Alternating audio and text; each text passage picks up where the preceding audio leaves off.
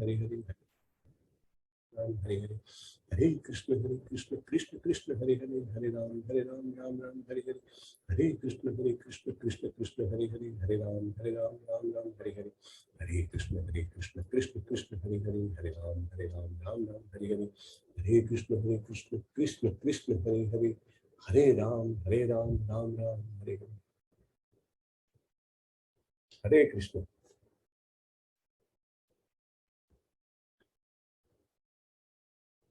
Hare Krishna thank you very much Hare Krishna प्रभु जी हरे कृष्ण प्रभु हरे कृष्ण બધાનો ખૂબ ખૂબ આભાર हरे कृष्ण અને 30 हरे માળાઓ कृष्ण प्रभु जी હરે કૃષ્ણ हरे कृष्ण प्रभु जी આજે તો 30 જણામાંથી આઈ થિંક 17-18 જણાએ વિડીયો ચાલુ રાખીને માળા કરી છે તો બધાને ખૂબ ખૂબ અભિનંદન છે અને ખાસ કરીને તો ધારા માતાજી સાથે બાળક હતા આરતી માતાજી સાથે પણ છોકરીઓ હતી તો નાના નાના જે યંગ ડેવોટીસ છે એ જ્યારે જપ સાંભળે કે જપ કરે તો આપણને વધારે આનંદ આવે આજે જેમણે વિડીયો ચાલુ રાખીને જપ કર્યા છે એમાં દિશા માતાજી જલ્પા માતાજી आरती माताजी दीक्षिता माताजी कोकिला माताजी जयश्री माताजी केयूर प्रभुजी खुशी माताजी कोमल माताजी लीना माताजी नयना माताजी नंदनी माताजी ऋत्वी माताजी सीमा माताजी तेजस प्रभुजी उर्वशी माताजी અને વર્ષા માતાજી આઈ હોપ કે અમે કોઈ નામ ભૂલ્યો નથી લીના માતાજીએ પણ ઓન રાખ્યું હતું I think I spoke her name okay yes yes so Hare Krishna thank you very much આપ બધાનું પુનઃ સ્વાગત કરી રહ્યો છું નવમો દિવસ exact half in between the Gita અને one of the most important chapter આપણે આજે ડિસ્કસ કરીશું બહુ જ જેને કહેવાય કે ઇમ્પોર્ટન્ટ અધ્યાય છે અને બહુ જ આનંદ આવશે કારણ કે આપણે અત્યાર સુધી જે ડિસ્કસ કર્યું છે એ હવે ભગવાન પોતે જ આપણને કહેશે સો that is actually you know કે પ્રતિપાદન કરે છે પ્રૂવિંગ કે ભાઈ આપણે જે ડિસ્કસ કર્યું છે એ એક્ઝેક્ટલી પરફેક્ટ છે અને ભગવાન જે કહે છે એ પ્રમાણે આપણે કરવું જોઈએ ઓકે મારી સ્ક્રીન દેખાય છે ને હરે કૃષ્ણ यस प्रभु जी હરે કૃષ્ણ हरे कृष्ण મંગલાચરણ કરીશું we will invoke the auspiciousness ओम अज्ञान तिमिरांधस्य ज्ञानांजन शलाकया चक्षुरुन्मिलितं येन तस्मै श्री गुरुवे नमः श्री चैतन्य मनोभीष्टं स्थापितं येन भूतले स्वयं रूपं कदा मह्यं ददाति स्वपदान्तिकं वन्देऽहं श्रीगुरुं श्रीरूपं पदकमलं श्रीगुरुं वैष्णवांश्च श्रीरूपं साग्रजातं सहगण रघुनाथान्वितं तां सजीवं साद्वैतं साधभूतं परिजनसहितं कृष्ण चैतन्य देव श्री राधा कृष्ण पादां सहगण ललितां श्री विशाखांश्च हे कृष्ण करुणा सिंधु दीनबंधो जगतपते गोपेश गोपिका कांत राधा कांत नमोस्तुते तप्त कांचन गौरांगी राधे वृंदावनेश्वरी वृषभानु सुते देवी प्रणमामि हरिप्रिये वांछा कल्पतरुभ्यश्च कृपा सिंधुभ्य एव च पतितानां पावनेभ्यो वैष्णवेभ्यो नमो नमः श्री कृष्ण चैतन्य प्रभु नित्यानंद श्री अद्वैत गदाधर श्रीवासादि गौर भक्त वृंद हरे कृष्ण कृष्ण कृष्ण हरे हरे हरे राम राम राम हरे हरे श्रीला प्रभुपाद की जय भगवद गीता की जय ओके 5 મિનિટ માટે કીર્તન કરી શકશો આરતી માતાજી સોરી જલ્પા માતાજી हरे कृष्ण हाँ जल्पा माताजी कैन यू हेलो या प्रभु जी यस प्लीज नमो विष्णुपदाय कृष्ण पृष्ठाय भूतले श्रीमते भक्ति वेदांत स्वामिन् इति नामिने। नमस्ते सारस्वते देवे गौरवाणी प्रचारिणे निर्विशेष शून्यवादी पाश्चात्यादिशतारिणी। जय श्री कृष्ण चैतन्य प्रभु नित्यानंदा श्री अद्वैता गदाधर श्रीवासादि गौर भक्त वृंदा। हरे कृष्णा कृष्ण कृष्णा हरे हरे हरे राम राम राम हरे हरे। हरे कृष्णा कृष्ण कृष्णा हरे हरे हरे राम राम राम हरे हरे। हरे कृष्णा कृष्ण कृष्णा हरे हरे हरे राम राम राम हरे हरे। हरे कृष्णा कृष्ण कृष्णा हरे हरे हरे राम राम राम हरे हरे। हरे कृष्णा कृष्ण कृष्णा हरे हरे हरे राम राम राम हरे हरे। हरे कृष्णा कृष्ण कृष्णा हरे हरे हरे राम राम राम हरे हरे। हरे कृष्णा कृष्ण कृष्णा हरे हरे हरे राम राम राम हरे हरे। हरे कृष्णा कृष्ण कृष्णा हरे हरे हरे राम राम राम हरे हरे। जय निताय गौरंग जय निताय गौरंग जय निताय गौरंग जय निताय गौरंग। जय राधा कृष्ण चंद्र राधे। जय श्रीला प्रभुपाद जय श्रीला प्रभुपाद। हरे कृष्णा। હરે કૃષ્ણ. થેન્ક યુ માતાજી. थैंक यू प्रभु। સરસ કીર્તન કર્યું. ઓકે, તો ફરીથી એકવાર તમારા બધાનું ખૂબ જ અભિવાદન કરું છું. 9મા દિવસે પણ તમે ભગવદ્ ગીતાના યજ્ઞમાં હજી બી કન્ટિન્યુ છો, કારણ કે ભગવાનનો તો રસ જ એવો છે. બીકોઝ એકવાર ચાલુ કરીએ તો આપણને હંમેશા એવું થાય કે ચાલ્યા જ કરે. It is so sweet. એટલા માટે વિશ્વના સૌથી મોટા ગીતા યજ્ઞમાં સ્વાગત છે. અને રોજના લગભગ 55 થી વધારે વર્ગો ચાલી રહ્યા છે, અલગ અલગ ભાષામાં, એડલ્ટ્સ માટે, કિડ્સ માટે, અલગ અલગ સમયે, સવારે, બપોરે, સાંજે, રાત્રે, એટલા બધા જે ચાલી રહ્યા છે. એટલે ખરેખર એક જોવા જાઓ તો એક પવિત્ર સમય ચાલી રહ્યો છે. અને એ સમયમાં આપણને જે આ અનુકૂળતા મળી છે અને આ જે પૂરી વ્યવસ્થા થઈ છે એના દ્વારા આપણે ભગવાનની વધુ નજીક પહોંચી શકીએ અને ભક્તિ યોગમાં આગળ વધી શકીએ એવા આપણા જેને કહેવાય પ્રયત્ન અને આપણું ધ્યાન એમાં રહે એવી આપણે પ્રાર્થના કરીએ. તો બિફોર વી સ્ટાર્ટ, આપણે 8 અધ્યાય પૂરા કર્યા અને 9મા અધ્યાયમાં ચાલુ કરીએ એ પહેલા બ્રીફ રિકેપ કે જેવી રીતે સ્ટાર્ટિંગમાં કીધું છે ભગવાને કે ભગવાન અર્જુનની સાઈડ છે, એટલા માટે અર્જુનનો અને પાંડવોનો વિજય નિશ્ચિત છે.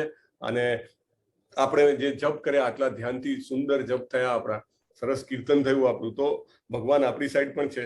અને આપણે આ સંસાર રૂપી યુદ્ધમાંથી ફરી એકવાર આપણે વિજયી થઈને બહાર નીકળીએ, આ જે જ્ઞાન મળે છે એનાથી. બીજું કે ભગવાન જે છે એ હંમેશા પોતાના ભક્તના જરૂર સમયે કે કામ માટે અચૂક હાજર રહે છે, સમયથી પહેલા હાજર રહે છે, અચ્યુત છે એ રહ્યા. એટલે આપણે એ વિશ્વાસ એમાં આપણે જનરેટ કરવાનો છે અને ડેવલપ કરવાનો છે. અને ભગવાનને એમના જે ભક્ત છે એમની સેવા કરવાનો ખૂબ આનંદ આવે છે. અર્જુનનો રથ ભગવાન હાંકી રહ્યા છે, સારથી બન્યા છે. કેટલી મોટી વાત છે કે પૂર્ણ પુરુષોત્તમ પરમેશ્વર ત્રિભુવનના સ્વામી એ પણ રથ ચલાવવા માટે તૈયાર થઈ ગયા પોતાના ભક્તનો. તો આના ઉપરથી આપણે એ બી જોવાનું છે કે આપણે જેમ જેમ ભક્ત બનીએ એમ ભગવાનને આપણા જીવનમાં પ્રવેશ કરવામાં ખૂબ આનંદ આવે. કારણ કે એ તો રાહ જોઈને બેઠા છે કે ક્યારે મારો પુત્ર મને બોલાવે અને હું એને પાછો લઈ જાઉં. ચેપ્ટર બીજું, એમાં ભગવાને અર્જુનના 4 પ્રશ્નના જવાબ આપ્યા. પણ 7મા શ્લોકમાં અર્જુને શરણાગતિ સ્વીકારી. ગીતાનો મેઇન થીમ છે શરણાગતિ. જેટલી આપણી શરણાગતિ વધે એટલું આપણું ગીતાનું જ્ઞાન ડીપ જાય, એટલું આપણા કોન્સેપ્ટ ક્લિયર થાય, એટલું આપણને એમાંથી રસ મળે. મેલો જેને કહેવાય ને, કારણ કે ઘણા બધા કામમાં આપણને ઘણીવાર રસ નથી હોતો અને પેલા વૈતરું કરી એમ કર્યા કરતા હોઈએ છીએ. પણ જેમ જેમ આપણે આપણી શરણાગતિ વધારીએ, અને કેવી રીતે વધે કે ભક્તોના સત્સંગથી વધે. આપણે બધા અહીંયા આગળ 40-50 જણા રોજે બેસીને એક સાથે જે ચર્ચા કરીએ છીએ એનાથી ઓટોમેટિકલી આપણને જે કહેવાય કે આપણો ભાવ છે એ વધે. બીજું શું છે કે આપણે સાધના કરીએ, કે જે આપણે જપ કરીએ છીએ એનાથી ભગવાનને ખૂબ સારું લાગે અને આપણે આપણા જે માર્ગ છે એમાં વધુ તીવ્રતાથી આગળ વધી શકીએ. અને ત્રીજું છે સેવા. તો સેવા વસ્તુ બહુ ઇમ્પોર્ટન્ટ છે. કંઈ પણ નાની મોટી જે ફાવે એવી સેવા કરો. સૌથી મોટી સેવા તો હરે કૃષ્ણ મહામંત્રનો જપ કરવો અને સાંભળવો, એ સૌથી મોટી સેવા છે. પણ એ સિવાય બી આપણને જે કંઈ પણ આપણને આ યજ્ઞમાં સેવા કરવાની મળે, ઘણા બધા લાઈક એડમિન છે કે પછી બીજા સપોર્ટ્સ છે, લાઈક ટ્રાન્સલેશન્સ છે, કે એના પછી તમારે એટેન્ડિંગ ધ ડેવોટી, એમાં બી એક સેવા છે. એટલે જાતની સેવાઓ છે જેમાં બી જેમને જે અનુકૂળતા હોય એ પ્રમાણે એમાં ચોક્કસ ભાગ લે. કારણ કે બીજી બેચ પણ ચાલુ થવાની છે. એટલે ધીમે જે ગુજરાતી ગ્રુપ છે એ વધશે તો એના માટે બહુ બધી સર્વિસની જરૂર પડશે. દરેકે પોતાનો જેટલો પર્સનલ સમય, એફર્ટ એમાં ઇન્વેસ્ટ કરે એટલું જ આપણું જે છે ભક્તિ છે એ વધે છે. જેટલી આપણે ભક્તો જોડે કામ કરીએ એમ આપણી પવિત્રતા પણ મનની વધતી જાય છે. સો દેટ ઇઝ મોસ્ટ ઇમ્પોર્ટન્ટ. અને જે રીતે કીધું છે, સ્વલ્પમપ્યસ્ય કર્મસ્ય ત્રાયતે મહતો ભયાત, નેહા વિક્રમ નાશોસ્તિ પ્રત્યવાયો ન વિદ્યતે, સ્વલ્પમપ્યસ્ય કર્મસ્ય ત્રાયતે મહતો ભયાત. નાનું અરખું બી કામ કર્યું હશે, એક માળા કરીએ છીએ ને આપણે રોજ, પકડી રાખવાની. આ ભગવાન જેવી રીતે આખા બધા અધ્યાયમાં અર્જુનને છેલ્લે કયા કરે છે કે યુદ્ધ કર, યુદ્ધ કર, યુદ્ધ કર. એવી રીતે હું પણ તમને કયા કરું છું ને કે માળા કરો, માળા. કારણ કે મને બી એનાથી જે ફાયદો થયો છે, હું ચાહું છું કે તમને બધાને પણ એ ફાયદો થાય. અને એ તો જેને કહેવાય ને કે એવો ફાયદો છે કે એકવાર આપણને રસ ચાલુ થાય તો પછી આપણાથી છૂટે નહીં. તો એક માળાનો જે પ્રણ છે આપણો જરૂર કરવાનો, અને ટાઈમ હોય તો વધારે કરવાનો. સવારે સમય મળે, બપોરે સમય મળે, ક્લાસ પછી સમય મળે તો પ્લીઝ ઇન્ક્રીઝ યોર જપા. પછી ભક્ત જે છે પોતાના ધ્યેયમાં, પોતાના નિશ્ચયમાં એકદમ કેવો હોય છે, વ્યવસાયાત્મિક બુદ્ધિ. બિઝનેસ, વ્યવસાય એટલે આમ તો બિઝનેસ કહેવાય. અને બિઝનેસ માઇન્ડસેટ આમ આજકાલના જમાનામાં બહુ વખણાય કે બિઝનેસ માઇન્ડસેટ છે, એટલે એને દરેક વસ્તુનો લાભ હાનિ તરત ખબર પડે. એટલે ભક્તને પણ જે નિશ્ચય હોય છે એ બરાબર હોય છે. જેવી રીતે કે તમે લોકો નિશ્ચય કરીને અત્યારે સમય ફાળવી રહ્યા છો, તમે નિશ્ચય કરીને ધીમે આપણે જુઓ તો આપણે 15 જણાથી ચાલુ કર્યું હતું જ્યારે જપ કરવાનું, અત્યારે લગભગ 30 જણા લોકો જપમાં હોય છે. તો દેટ શોઝ કે આપણો નિશ્ચય વધી રહ્યો છે. એ આપણને ખબર પડે ઓટોમેટિકલી કે આપણને સારા કામમાં વધારે ઇન્ટરેસ્ટ જાગે અને તમે કરી શકો, તો એ વ્યવસાયાત્મિક બુદ્ધિ વધતી કહેવાય. ત્રીજું છે કે ત્રિગુણ્ય વિષયાવેદા, એટલે આ સંસારના જે 3 ગુણો છે એ આપણને કઠપુતળીની જેમ નચાવે છે, સત્વ, રજસ ને તમસ. પણ ભક્તિ છે એના ઉપરની ટ્રાન્સેન્ડેન્ટલ દિવ્ય વસ્તુ છે. જેટલા એમાં આગળ વસ્તુ ઓટોમેટિકલી આ જે 3 ગુણો છે આપણને છોડતા જશે. મહામાયા છોડતી જશે જેટલી યોગ માયા જોડે આપણે આગળ વધીશું. અને કૃષ્ણએ ભગવાને કીધું છે કે જે સેન્સ કંટ્રોલ છે, જે ઇન્દ્રિયોનો કંટ્રોલ છે, એ શેનાથી? તાની સર્વાની સંયમ મેં, ખાલી ભક્તિથી જ સંભવ છે. બાકી કોઈ ગમે તેટલું ધ્યાન કરી લે, ગમે તેટલા તપ કરી લે, ગમે તેટલા યજ્ઞ કરી લે, ગમે તેટલો યોગમાં પાવરફુલ થઈ જાય, પણ એના ફોલ થવાના ફૂલ ચાન્સ છે. અગર ભક્તિમાં આગળ હોય તો જ એ બચી શકે છે. આપણે હરિદાસ ઠાકુરજીની જે ઘટના હતી એ સાંભળી હતી, આપણને અંદરથી પવિત્ર કરનારી ઘટના. તો એ જે છે એ શેનાથી બને? ભક્તિથી જ બને. ત્રીજા અધ્યાયમાં આપણે શું જોયું કે જે કામ આપણે ભગવાન માટે નથી કરતા એ કામ આપણા માટે બંધનરૂપ હોય છે. એટલે કંઈ પણ કામ કરીએ at the back of the mind આપણે એ હોવું જોઈએ કે મારે ભગવાનનું આ કામ કરવાનું છે, હું આ કરું છું, તો દેટ વિલ હેલ્પ. એના 2 દાખલા ભક્તિ રસામૃત સિંધુમાં રૂપ ગોસ્વામીજી આપ્યા છે. ભક્તિ રસામૃત સિંધુ એ ભક્તિનું સાયન્સ કહેવાય છે, સાયન્સ ઓફ ડિવોશનલ સર્વિસ.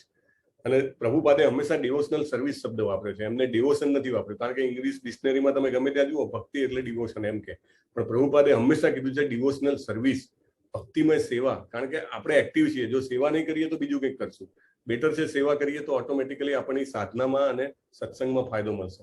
તો એ જે એનું જે વિજ્ઞાન છે ભક્તિ રસામૃત સિંધુમાં છે. અને એમને 2 ઉદાહરણ આપ્યા છે કે જેવી રીતે એક માતા હોય, એનો નાનો બાળક હોય, ભાખુડીએ ચાલતો હોય, એને માતા સુડાઈને કંઈક કામ કરતી હોય, કપડાં ધોતી હોય, તો એનું ધ્યાન એ છોકરામાં જ હોય. સહેજ અવાજ આવે કે હમણાં ઉઠ્યો છે, અને પાછો ભાખુડિયા પડતો ક્યાંક કોઈ વસ્તુને અડે નહીં, ગરમ વસ્તુને ના અડે, એના બેક ઓફ ધ માઇન્ડ એ જ ચાલતું હોય.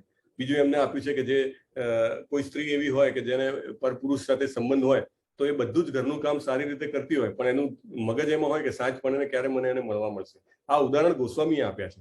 એટલે એ પ્રમાણેનું આપણું હોય કે આપણે ભલે આખો દિવસ ગમે તે કામ કરતા હોઈએ, ઓફિસમાં કરીએ, ઘરમાં કરીએ, કોઈ સામાજિક પ્રસંગમાં જઈએ, આ બધું કરવું પડે, આપણે ગૃહસ્થ છીએ, પણ એ વખતે બી આપણા બેક ઓફ ધ માઇન્ડ ચાલુ હોય કે મારે આ ગીતાનો પાઠ છે એમાં મારે પાર્ટિસિપેટ કરવાનું છે, મારે જપ કરવાના છે, મારે આ સેવા આપવાની છે, પેલી સેવા આપવાની છે. તો that will connect us with the lord. So that is most important. અને જે પોતાના બધા કર્મો જે છે એ ભગવાનને અર્પણ કરે કે તાની સર્વાણી કર્માણી મયી સન્ન્યસ્ય કર્મણા, તો એ જે ભગવાનને જે અર્પણ કરે તો એના બધા જ કર્મો દિવ્ય થઈ જાય. પછી એ કર્મમાં ગમે તેટલું પાપ બહારની દ્રષ્ટિએ દેખાય, પણ એ પાપમાંથી મુક્ત થઈ જાય છે. પછી 4થો અધ્યાય દિવ્ય જ્ઞાન. એમાં ભગવાન શું કહે છે કે મારા જન્મ અને મારા કર્મ છે એ શું છે, ખાલી ભક્તિથી જ સમજી શકાય. એટલે જેમ જેમ ડેવોશન, જેમ જેમ આપણે શરણાગતિ ડેવલપ કરીએ, એમ એમ આપણને ભગવાનના જન્મ અને કર્મની દિવ્યતા સમજમાં આવે. નહીં તો સામાન્ય માણસની જેમ કે એક વ્યક્તિ જન્મ્યો હતો ને એક વ્યક્તિ મરી ગયો, એટલે એવું સમજો તો એ મોટામાં મોટું ઓફેન્સ છે, અપરાધ છે. એટલે આપણે ધીમે ધીમે ધીમે આપણું એ વધારવાનું છે. 5મા અધ્યાયમાં શું જોયું કે ભોક્તારમ યજ્ઞ તપસામ સર્વલોક મહેશ્વરમ. બધા જ યજ્ઞોના ભોગતા ભગવાન છે. તમે જાય ગમે તે કરો, ગમે તેટલા તપ દાન કરો, યજ્ઞ કરો મોટા મોટા, તો એ અલ્ટિમેટલી ભગવાનને જાય છે. તો શું કામ તમે ડાયરેક્ટલી ભગવાનને ના વિચારો? Right. So that is the most important point. 6થા અધ્યાયમાં જોયું કે ભક્તિ યોગ છે એ બધા યોગમાં બેસ્ટ છે. યોગી નામ આપી સર્વેશામ. હવે કોઈ કે અષ્ટાંગ યોગ, યમ નિયમ આસન ધારણા પ્રત્યાહાર ધ્યાન, ધારણા ધ્યાન અને સમાધિ, તો આ બધું કરીએ તો થઈ શકે. પણ ભગવાને બહુ ક્લિયરલી કીધું કે એની શરૂઆત જ ક્યાંથી થાય છે? યમથી થાય છે. અને યમ મતલબ જંગલમાં જવું, એકાંતમાં રહેવું, અને ત્યારે એ શરૂઆત થાય. એટલે કોઈ એમ કે હું એ ના પકડું અને મને જેટલું પસંદ હોય, મને જેટલું અનુકૂળ હોય એટલું પકડું તો હું અષ્ટાંગ યોગી કહેવાઉં, એ ના કહેવાય. એટલે that is the most important point V should understand. કારણ કે આજકાલ યોગના નામે બધું વેચાય છે. એટલે લોકોને કંઈ બી આસન કે કંઈ બી એ કરાવી અને એને યોગ કહેવામાં આવે છે. પણ અહીંયા ભગવાન યોગની ડેફિનેશનમાં પહેલી જ ક્લેરિટી આપે છે કે યમ હોય તો જ શરૂઆત થાય, અને યમ આપણે કરતા નથી. 7મા અધ્યાયમાં શું કીધું કે દૈવી એસા ગુણમયી મમ માયા દુરત્યા. એટલે આ જે એમની માયા છે એ બહુ જ દેવી છે. એટલે કોઈ આપણે પ્રશ્ન આવ્યો હતો ગઈકાલે આવ્યો હતો કે ભાઈ આમાંથી છૂટવું છે પણ છૂટાતું નથી. પણ ઇટ ટેક્સ ટાઈમ, કારણ કે આપણે ઘણા ટાઈમથી એના વશમાં છીએ ને, આપણે એની કઠપુતરી છીએ. ધીમે ધીમે ધીમે ધીમે ધીમે આપણને એમાંથી બહાર નીકળવા મળે, જો આપણે ભગવાનનો શરણ લઈએ તો. અધરવાઇઝ કોઈ ચાન્સ નથી. ગમે તેટલા તમે 5 દિવસ 10 દિવસ તમે એની બહાર રહો કંટ્રોલ નહીં, પણ પછી પાછું તમને ખેંચી લે. Surrender to Krishna is the ultimate goal of gyan. એટલે બહુનામ જન્મના અંતે આપણે એક ફોટો જોયો તો પેલો જે મેરેથોન રનનો, હજારો લોકો રન કરે છે, પણ અલ્ટિમેટલી જયારે ડેસ્ટિનેશન પર પહોંચવાનું હોય, વોટ એવર 15 કિલોમીટર ઓર 25 કિલોમીટર, ત્યારે બહુ થોડા લોકો જ હોય. કેમ? તો કે બાકીનામાં એટલી કેપેસિટી નથી હોતી, એટલો વિલ પાવર નથી હોતો.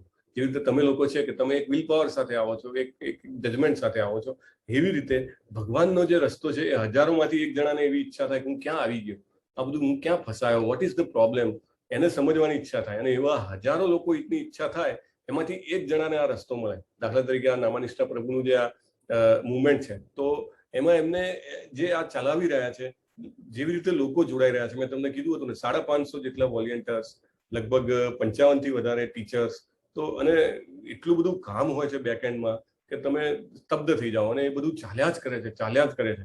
એટલે આ કેવી રીતે ચાલે છે કે ભગવાનનું સરેન્ડર જેમ જેમ વધારે છે એમાંથી બહાર નીકળી શકાય. નહીં તો આજે ટાઈમ કોઈને નથી. કોઈને કંઈ બી કહો તો કે ના મારે ટાઈમ નથી, પછી ભલે ને અડધો કલાક છાપું વાંચે કે 2 કલાક ટીવી જુએ, પણ ટાઈમ ના હોય એની પાસે, તો એ ક્યારે નીકળે? જેમ જેમ આપણે શરણાગતિ વધારીએ એમ. અને જીવનનો અથવા જ્ઞાનનો અંતિમ જે ગોલ છે ને, એ ભગવાનની શરણાગતિ છે. તો એ પ્રાપ્ત કરવા માટે આપણે પ્રયત્ન કરવા જોઈએ. અને ભગવાનના જે ભક્તો હોય છે એ ભગવાનના ગ્રહમાં જાય છે. આજે પણ આપણે 9મા અધ્યાયમાં પણ ફરીથી જોઈશું. અમુક જે ટ્રુથ હોય ને એને વારંવાર તમારે રિપીટેશન કરવું પડે. અલગ અલગ પ્રકારથી, અલગ અલગ એંગલથી જોઈને એને સમજવું પડે. તો ક્યારેક લોકોને એવું લાગે કે રિપીટેશન કેમ છે, આ જ ઇન્ફોર્મેશન છે, પણ એને અલગ એંગલથી જોવામાં આવે છે, અલગ એંગલથી સમજાવવામાં આવે છે. કારણ કે ભગવાન ચાહે છે કે આપણામાં અંદર ઉતરે એ નોલેજ. કારણ કે ભગવાન બચશું તો ભગવાનના ધામમાં જઈશું. એ બહુ ઇમ્પોર્ટન્ટ નોલેજ છે, રાઈટ? તો એના માટે ભગવાન અલગ અલગ એંગલથી એને સમજાવે છે. પછી જે બહુ પવિત્ર હોય અને જે પાપી હોય, એ બંને લોકો ભક્તિમાં જોડાઈ શકે છે. એટલે કોઈ એવું નથી કે મારું બેકગ્રાઉન્ડ આવું છે અને હું કે આમાં કંઈ જોડાઈ શકું. આટલી બધી તમે વાત કરો કે પવિત્રતા કે વોટ એવર XYZ, કેવી રીતે પોસિબલ છે? અરે પહેલું ડગલું તો ભરો. આપણો ભગવાન બેઠો છે 10 ડગલા ભરવા વાળો. એકવાર એક માળા તો ચાલુ કરો. એનાથી મોટું શું હોઈ શકે, રાઈટ? અને પછી 8મા અધ્યાયમાં આપણે જોયું કે તસ્માત સર્વેસુ કાલેસુ મામ અનુસ્મર યુદ્ધ છે. એટલે તું અર્જુન તો યુદ્ધમાં ઉભો હતો. જીવન મરણનો સવાલ હતો કે એક જ સેકન્ડમાં કાં તો મરી જાય કાં તો મારી નાખે, એવી સિચ્યુએશન હતી. અને ત્યારે પણ એને ભગવાને એવું કીધું કે તું મને યાદ કરીને યુદ્ધ કર. આપણી પરિસ્થિતિ એટલી તો એક્સ્ટ્રીમ નથી. આપણે કંઈક એવા જગ્યાએ છીએ કે જ્યાં આગળથી આપણે એવો ચોક્કસ પ્રયત્ન કરવો જોઈએ કે આપણે જે કરીએ ત્યારે ભગવાનને યાદ કરીએ. અને એ પોસિબલ છે. ધીરે ધીરે જય પતાકા સ્વામી મહારાજ છે, નામાનિષ્ઠા પ્રભુજી જે છે, એમના ગુરુ જે છે, તો એવું ઉદાહરણ આપતા કે એમને જયારે નવું ઇસ્કોન જોઈન કર્યું યુએસમાં, તો એમને એવું કીધું કે હું આશ્રમમાં આવીને રહું. તો પ્રભુપાદે એવું કીધું કે અત્યારે એ પોસિબલ નથી, કારણ કે એટલા આપણી પાસે પૈસા નથી કે આપણે એ અફોર્ડ કરી શકીએ. અને આપણે જે જગ્યા છે એનું બી રેન્ટ ચૂકવવાનું હોય છે, એનું મેન્ટેનન્સ હોય છે. તો પ્રભુપાદે એને આદેશ આપ્યો કે તમે જોબ કરો અને જોબમાંથી જે પૈસા આવે અહીંયા લગાવો, અને જોબ સિવાયનો સમય હોય એમાં ભગવાનનું નામ લો. તો he started with a kind of sweeping in the hotel, I mean restaurant. અને એ રેસ્ટોરન્ટમાં સ્વીપ કરતા કરતા એટલા આનંદથી એ સ્વીપિંગ કરતા હતા. તો કોઈ એક કસ્ટમરે પૂછ્યું કે આજે તમારા જે એમ્પ્લોય છે એ આટલા બધા ખુશ કેમ દેખાય છે? કે હું આટલું બધું કમાઉં છું અને આટલી મારી રોલેક્સની વોચ પહેરી છે અને જાત જાતનું આખું વર્ણન કરે છે જય પતાકા સ્વામી મહારાજ, કે છતાંય કે મને ખુશી કેમ નથી મળતી. એટલે મતલબ એ છે કે તમે કંઈ પણ કરતા હો, જો ભગવાનનું નામ લઈશું તો આપણામાં એ આનંદ ઓટોમેટિકલી આવશે. આપણે પોતે જ સચ્ચિત આનંદ છીએ, રાઈટ? ભગવાન સચ્ચિદ આનંદ છે, એમના અંશ છીએ. સો વી કેન ગેટ ધેટ, જેને કહેવાય કે પ્લીઝ. પછી બીજું છે કે અનન્ય ભક્તિનું ભગવાને મહત્વ સમજાયું. તો ભક્તિ જે છે એ એકદમ અનન્ય હોવી જોઈએ, નહીં વહેંચાયેલી કે હું પેલા સરસ્વતીજીની પૂજા કરી લઉં તો મને જ્ઞાન મળી જાય, લક્ષ્મીજીને ભજી લઉં તો થોડા પૈસા મળી જાય, સૂર્યદેવની ઉપાસના કરી લઉં તો મને થોડી હેલ્થ મળી જાય. સો આ બધી વહેંચાયેલી કરીએ તો એમાં કંઈ ફાયદો નથી. ફલાણા હું સ્ટોન પહેરી લઉં યા તો ફલાણી વિધિ કરાવી લઉં તો એ બધું આપણું ફોકસ, આપણી એનર્જી, આપણો ટાઈમ એમાં વેસ્ટ થશે. ભક્તિ કેવી હોવી જોઈએ? અનન્ય હોવી જોઈએ. વિશ્વાસ રાખીને કરવાની, બધું જ એની જાતે ઓટોમેટિકલી સોલ્વ થશે. અને ભક્ત જે છે ને એને આના જે જ્ઞાન છે, તપ છે, યજ્ઞ છે, દાન છે, એ બધાના પુણ્યો જે છે ને એ ઓટોમેટિકલી જે ભક્તિ કરે છે એને મળી જ જાય છે. એટલે એ બધી ચિંતા નહીં કરવાની કે પેલો મારો 100 રિલેટિવ છે, આટલું બધું દાન કરે છે, એ આટલું બધું તપ કરે છે, એ આટલા ઉપવાસ કરે છે, એ ફલાણું કરે છે, ઢીકણું કરે છે, એ યજ્ઞ કરાવે છે. પણ એ બધું વિચારીએ તો મિસગાઈડ થઈ જઈશું. એટલે જ્યારે આપણને આ જ્ઞાન મળ્યું છે, 9 દિવસ આપણે આ ગીતાનું જે અમૃત છે એ જ્યારે આપણે લીધું છે, તો આપણા માઇન્ડમાં એટલી ક્લેરિટી આવી જોઈએ કે સામાન્ય વ્યક્તિના માઇન્ડમાં ના હોય ક્લેરિટી. આપણે એમના પ્રત્યે દયાળુ થવું જોઈએ. એવું નહીં કે મૂર્ખા છે ને એનું કંઈ બી ખરાબ થશે એવું ન વિચારવું જોઈએ. એને પણ બને તો આ જ્ઞાન આપવાનો પ્રયત્ન કરવો જોઈએ. અને પણ છતાં આપણે આપણા માઇન્ડમાં ક્લેરિટી રાખવી જોઈએ, કારણ કે બહુ જ ડિસ્ટ્રેક્શન છે. એટલા બધા ડિસ્ટ્રેક્શન છે કે તમને કોઈ એમ કહેશે આ પ્રોબ્લેમ છે, તે પ્રોબ્લેમ છે, રાઈટ? તો વી should not hold for it. So with that, this is the 8th chapter. 9મા ચેપ્ટરમાં આવીએ. એનું નામ છે રાજગુહ્ય યોગ, પરમ ગુપ્ત જ્ઞાન, રાઈટ? એકદમ સિક્રેટ કોન્ફિડેન્શિયલ નોલેજ કીધું છે. જે આખી એક સમજો એક સરસ માળા હોય અને માળામાં વચ્ચે એક લોકેટ હોય, એવું આ લોકેટ છે કે આ બાજુ 8 અધ્યાય, આ બાજુ 9 અધ્યાય અને વચ્ચે રાજગુહ્ય યોગ છે. તો એ છે આ અધ્યાય. અને આ અધ્યાયમાં ભગવાન કહે છે, ઇદમ તુ તે ગુહ્યતમમ પ્રવક્ષ્યામ્યામિ અનસૂયવે જ્ઞાનમ વિજ્ઞાન સહિતમ યદ જ્ઞાત્વા મોક્ષસે સુભાત.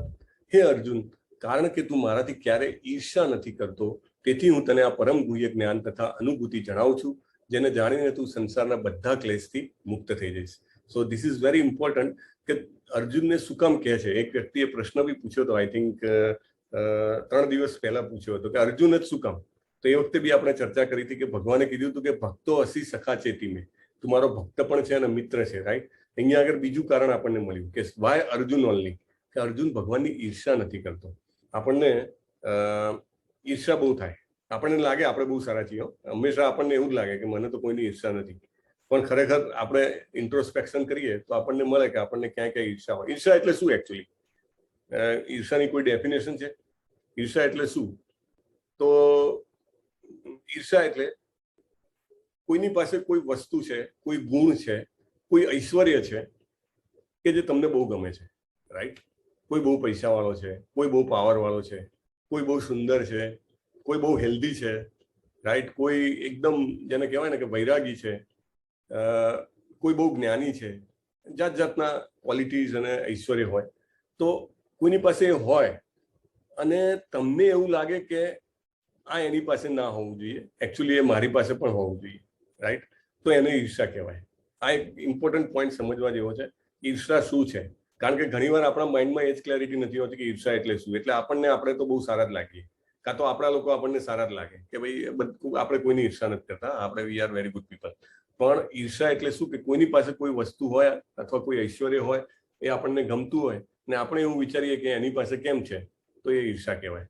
તો ભગવાન તો જે છે એમની પાસે સડ ઐશ્વર્ય છે. આપણે બીજા અધ્યાયમાં જ ક્લિયર કરી દીધું, right. What is the definition of God? પરમાત્માનું શું, પુરુષોત્તમ પરમેશ્વરનું ડેફિનેશન શું છે? જે વ્યાસજીના પિતા પરાશર મુનિએ વિષ્ણુ પુરાણમાં જે આપી, એ 6 ઐશ્વર્ય અમાપ પ્રમાણમાં હોય અને ભગવાન કહેવાય. તો એટલા ઐશ્વર્ય હોય ને એટલે એની ઈર્ષા થાય. અર્જુન એવો છે કે જેને ભગવાનની ઈર્ષા નથી. આપણે થોડી ઘણી ઈર્ષા કરી, આપણે પણ એવું ધાર્યું કે આપણે પણ પ્રોપરિએટર, કંટ્રોલર ને એન્જોયર બની જઈએ, એટલે આપણને બી માલિક બનવું છે, આપણે પણ બીજી વસ્તુ કે વ્યક્તિ કે ઘટનાને કંટ્રોલ કરવી છે અને આપણે પણ ભોગવવું છે, સ્વતંત્ર રીતે ભોગવવું છે. આમ ભોગવવાનો કોઈ પ્રોબ્લેમ નથી. આપણે ભગવાનની સેવામાં જે કરતા હોઈએ, દાખલા તરીકે મંદિરમાં ભગવાનને ભોગ લગાવે, 56 ભોગ લગાવે, રાઈટ.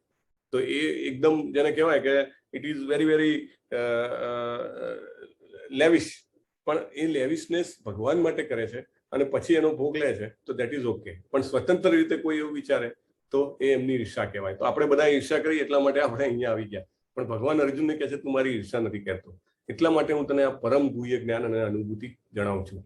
એનાથી શું ફાયદો થશે કે સંસારના બધા જ ક્લેશથી તારી મુક્તિ થઈ જશે. આપણને ઘણા બધા ક્લેશ હોય છે. ધીરે ધીરે જેમ જેમ આનંદ આવવા મળે તો સમજવાનું કે આપણે ભગવાનના આશીર્વાદ મળી રહ્યા છે, right. So this is most important. અને ગુહ્યતમ કીધું છે, રાઈટ. ભગવાને આને ગુહ્યતમ શું કામ કીધું? એકચ્યુઅલી ગુહ્યતર અને ગુહ્યતમ એમ 3 સ્ટેપ છે ઇન્ફોર્મેશનના. અને એ 3 વસ્તુમાંથી 2 આપણે જોઈ લીધી. હવે ગુહ્યતમ ધ મોસ્ટ સિક્રેટમાં આપણે જઈએ છીએ. અને ગુહ્યતમ છે તો પછી અહીંયા આગળ કેમ આપણે ઓપનમાં આવી રીતે ચર્ચા કરીએ છીએ? એ ગુહ્યતમ હોય એ બહુ જ ટોપમોસ્ટ સિક્રેટ હોય તો એને તો એકદમ છુપાઈને ના રાખવી જોઈએ. આપણા ઘરમાં કોઈ ઘરેણું હોય અથવા તો પૈસા હોય અથવા તો આપણા પ્રોપર્ટીના ડોક્યુમેન્ટ્સ હોય તો એને કંઈ આપણે ટેબલ ઉપર બહાર મૂકીએ છીએ, આપણે એને વ્યવસ્થિત કપબોર્ડમાં કે લોકરમાં વ્યવસ્થિત મૂકીએ છીએ, રાઈટ. તો આ વસ્તુ બી ગુહ્યતમ છે. તો શું કામ આ ઇસ્કોન જે છે એ એને આવી રીતે ઓપનલી રોજના 55-60 ક્લાસથી ઓપનલી ડિસ્ટ્રીબ્યુટ કરી રહી છે? સિક્રેટ હોય તો એને સિક્રેટ રીતે રાખવું જોઈએ ને. Y it is so? તો ધેટ વી શુડ અન્ડરસ્ટેન્ડ. તો ગુહ્ય જે છે એ ગુહ્ય વસ્તુ જે છે એ શું છે? તો બીજા જ અધ્યાયમાં ભગવાને આપણને કીધું કે we are not the body, we are the soul. આપણે શરીર નથી, આત્મા છીએ. આ સમજ છે ને મોટા ભાગના લોકોની હોતી જ નથી. એ એક સિક્રેટ છે. જ્યારે આપણે ગીતા સમજીએ, એને એબ્સોર્બ કરીએ, ત્યારે ધીમે ધીમે આપણને રિયલાઇઝ થાય. મેં તમને કીધું હતું ને કે કોઈ એક ભક્ત હતા, એમને even I mean in the toughest period of time he was of his life, he was very okay, comfortable. કેમ? Because એમને આટલું આત્મસાત કરેલું, એમને 700 શ્લોક તો મોઢે છે, એ ઉપરાંત એના ઉપર એટલું બધું ડીપમાં એમને કોન્ટેમ્પ્લેશન કરેલું છે. એટલે કોન્ટેમ્પ્લેશન મીન્સ વાંચવું, મનન કરવું અને પછી લખવું, આપણી ડાયરી બનાવીને. એના કરીએ તો આપણા આત્મામાં અંદર ઉતરે ને પછી જ્યારે બી ટાઈમ મળે ત્યારે લખેલું વાંચવું, પાછું ઇન્ટરનલાઇઝ કરવું. એટલું બધું કર્યું હતું કે એના કારણે ઈ કુડ રિયલાઇઝ. એ છે ગુહ્ય જ્ઞાન, સિક્રેટ. પછી હાયર સિક્રેટ શું છે? તો ધેર ઇઝ પરમાત્મા. પરમાત્મા આપણા શરીરમાં આત્માની જોડે હૃદયમાં નિવાસ કરે છે. That is a higher secret. તો દેટ ઇઝ અ ગુહ્યતર. અને ગુહ્યતમ ઉપર હવે આપણે આવીશું કે how to reach the God. ભગવાન સાથે સંબંધ કેવી રીતે બનાવવો અને કેવી રીતે આપણે પરમ પુરુષોત્તમ પરમેશ્વરને મળી શકીએ. તેને ટોપ સિક્રેટ કહે છે. એ હવે આપણે જાણશું. કોના મુખે? ખુદ ભગવાનના મુખે. કોઈના અન્ડરસ્ટેન્ડિંગથી કે એનાથી નહીં. અમુક લોકો એટલા એને અવ્યવસ્થિત રીતે ઇન્ટરપ્રેટ કરે છે કે ભગવાને એવું કીધું કે મને આમ યોગ્ય છે, આમ યોગ્ય નથી. એ તો કોઈ વ્યક્તિ હતા, એટલે આ તમારે માનવું નહીં. તો એટલું માનો તો આપણે પાછા જન્મ, મૃત્યુ, જરા, વ્યાધિના ચક્રમાં પડીએ. આહાર, નિંદ્રા, ભયને મૈથુન એ જ કર્યા કરીએ. Right? So we have to come out of it. તો જે લોકો આપણી ઈર્ષા કરે છે એની વાતો આપણે મન પર નથી લેતા. કારણ કે તેઓ કાં તો કોઈ દુઃખી થાય, કાં તો આપણને દુઃખી કરે. બરાબર? ઈર્ષા આપણને આંધળા બનાવે. ઈર્ષાળુ વ્યક્તિ આપણા પ્રત્યે ગેરસમજ ઊભી કરે અને જ્યારે સક્ષમ સ્થિતિમાં નથી તેમ છતાં તેઓ આપણને ન્યાય આપવા જાય છે. ભગવાન શ્રી કૃષ્ણ ચોક્કસપણે આ પ્રકરણમાં જણાવે છે કે તે સમગ્ર સૃષ્ટિના પિતા છે અને સમગ્ર સૃષ્ટિ એમની ઈચ્છા દ્રષ્ટિ હેઠળ જ કામ કરે છે. તેમ છતાં આપણને ભગવદ્ ગીતાના ઘણા ખોટા રૂપાંતર જાણવા મળે છે. તો આપણે Bhagavad Gita as it is વાંચવાની. બીજા કોઈ જે હજારો જેને કહેવાય કે માર્કેટમાં ગીતા ઉપલબ્ધ છે, કોઈ બી ગીતા લઈને વાંચીશું તો માયાવાદી ભાષ્ય સુની લે હોય સત્યાનાશ. ચૈતન્ય મહાપ્રભુએ પોતે કીધું છે કે જો તમે માયાવાદીની ભગવદ્ ગીતા વાંચો, ને મોટા ભાગની ભગવદ્ ગીતા માર્કેટમાં માયાવાદીની જ હોય છે, તો that will lead us to સર્વનાશ. બીજો શ્લોક, રાજ વિદ્યા રાજગુહ્યમ પવિત્રમ ઇદમ ઉત્તમમ પ્રત્યક્ષાવગમમ ધર્મ્યમ સુસુખમ કર્તુમ અવ્યયમ. એક શબ્દ છે ને, બહુ જ જેને કહેવાય ને કે આમ એક રત્ન સમાન છે. કે આ જ્ઞાન કેવું છે? સર્વ વિદ્યાઓનો રાજા છે. આપણને જે સ્કૂલમાં ભણાવવામાં આવે છે, આપણે સવારના સરસ છોકરાને તૈયાર કરીને મોકલી દઈએ છીએ સ્કૂલમાં, અને છોકરું ત્યાં આગળ જઈને 4-5 કલાક, ઘણી વાર તો 10 કલાક પણ કાઢીને આવે છે. આપણને સંતોષ થાય, હા વિદ્યા લઈને આવે. એ વિદ્યા છે જ નહીં, એ અવિદ્યા છે. અવિદ્યા કેમ છે? તો કે એ વિદ્યાથી તમને શું મળે? You can earn your bread, that's all. એને ખાવા પીવાનું, રહેવાનું મળે. આપણી અત્યારની વિઝન, આપણી દ્રષ્ટિ એટલી સંકુચિત છે ને કે આપણે એવું જ વિચારીએ કે એટલું મળી ગયું તો એનું બહુ થઈ ગયું. પણ that's not end. He has to leave lot of lives. Okay, જો આવી રીતે જ વિચારશું તો જન્મ, મૃત્યુ, જરા, વ્યાધિમાંથી એ છૂટશે જ નહીં. સાચી વિદ્યા શું છે? સાચી વિદ્યા એ છે કે જે આપણને ખબર પડે કે આપણે કોણ છીએ અને આપણો પરમાત્મા સાથે શું સંબંધ છે, એ સંબંધ આપણે કેવી રીતે રીએસ્ટાબ્લિશ કરી શકાય. રાઈટ? તો એ જાણવું ઉત્તમ છે. અને આ રહસ્ય જે છે એ સર્વાધિક ગોપનીય છે. ટોપ મોસ્ટ સિક્રેટ નથી ખબર હોતી બધાને. મેં તો જોયું છે, હિન્દીની બેચમાં જયશ્રી માતાજી પણ હતા અને એના પછી અમારી ડિટેલ ગીતાની પણ બેચ ચાલતી હતી. પણ વી હેવ સીન ધેટ કે લોકોને બિલકુલ બેસિક નથી હોતું. અને કારણ કે એ લોકો એટલા બધા બ્રેડમાંથી જ ઊંચા ના આવે કે, અને એમને એવું જ લાગે કે ધીસ ઇઝ એન્ડ, લાઈફ પૂરી થઈ એટલે પૂરું થઈ ગયું. આપણે બ્રહ્માનું આખું આયુષ્ય ને બધું શું કામ જોયું? એનું મહત્વ એ કે આપણું વિઝન બ્રોડ થાય, આપણે સમજીએ કે we have to come out. આપણે છેલ્લો ટેસ્ટ આપવાનો છે. આપણે 12th એક્ઝામની છોકરા તૈયારી કરતા હોય, 10th તૈયારી કરતા હોય, ઘણીવાર જેઈની કરતા હોય, નીટની કરતા હોય, MBBSમાં અને IITsમાં જે છોકરાઓ હોય છે એમની તૈયારી જે ચાલતી હોય છે, તો આખું વર્ષ તૈયારી કરે. એવું નહીં કે છેલ્લા દિવસે ખાલી ખોલીને જોઈ લઈશું તો ઇમ્પોર્ટન્સ વાંચ્યું તો પાસ થઈ જઈશું. Is it possible? No possible. એવી જ રીતે આપણો જીવનનો જે અંતિમ ટેસ્ટ છે, ધ ડેથ, એના માટે આપણે અત્યારથી જ એરેન્જમેન્ટ કરવાની હોય. કેમ લોકો તો પોતાના પૈસાનું એરેન્જમેન્ટ કરે, પ્રોપર્ટીનું એરેન્જમેન્ટ કરે, અને બહુ તો વીમો લઈ રાખે કે કંઈક માદા પડીશું તો હોસ્પિટલમાં જવું હશે તો ખર્ચો થશે તો અહીંયા કામ લાગશે, જાતનું એ લોકો એરેન્જમેન્ટ કરી રાખે. But is that the final arrangement? નહીં, એ છે જ નહીં. સો વી હેવ ટુ અન્ડરસ્ટેન્ડ. જે આ સૌથી ગોપનીય જ્ઞાન છે એને આપણે એબ્ઝોર્બ કરવું પડશે. આ પરમ શુદ્ધ છે અને આપ આત્માની પ્રત્યક્ષ અનુભૂતિ કરાવવાનું છે. તેથી તે ધર્મનો સિદ્ધાંત છે. ધર્મનો સિદ્ધાંત કીધો. હા, અને આ અવિનાશી છે. આ કદી નાશ નથી થવાનું. એક જન્મમાં આપણે જેટલું પ્રાપ્ત કર્યું એ આપણા જન્મ સુધી આપણી સાથે રહેવાનું છે. આપણે ભરત મહારાજની વાત સાંભળી હતી કે એ બીજા જન્મમાં કોઈ કારણવશ, એ જે કારણવશ એ હરણ બન્યા તો બી ભગવાને એમને એ સ્મૃતિ આપી હતી.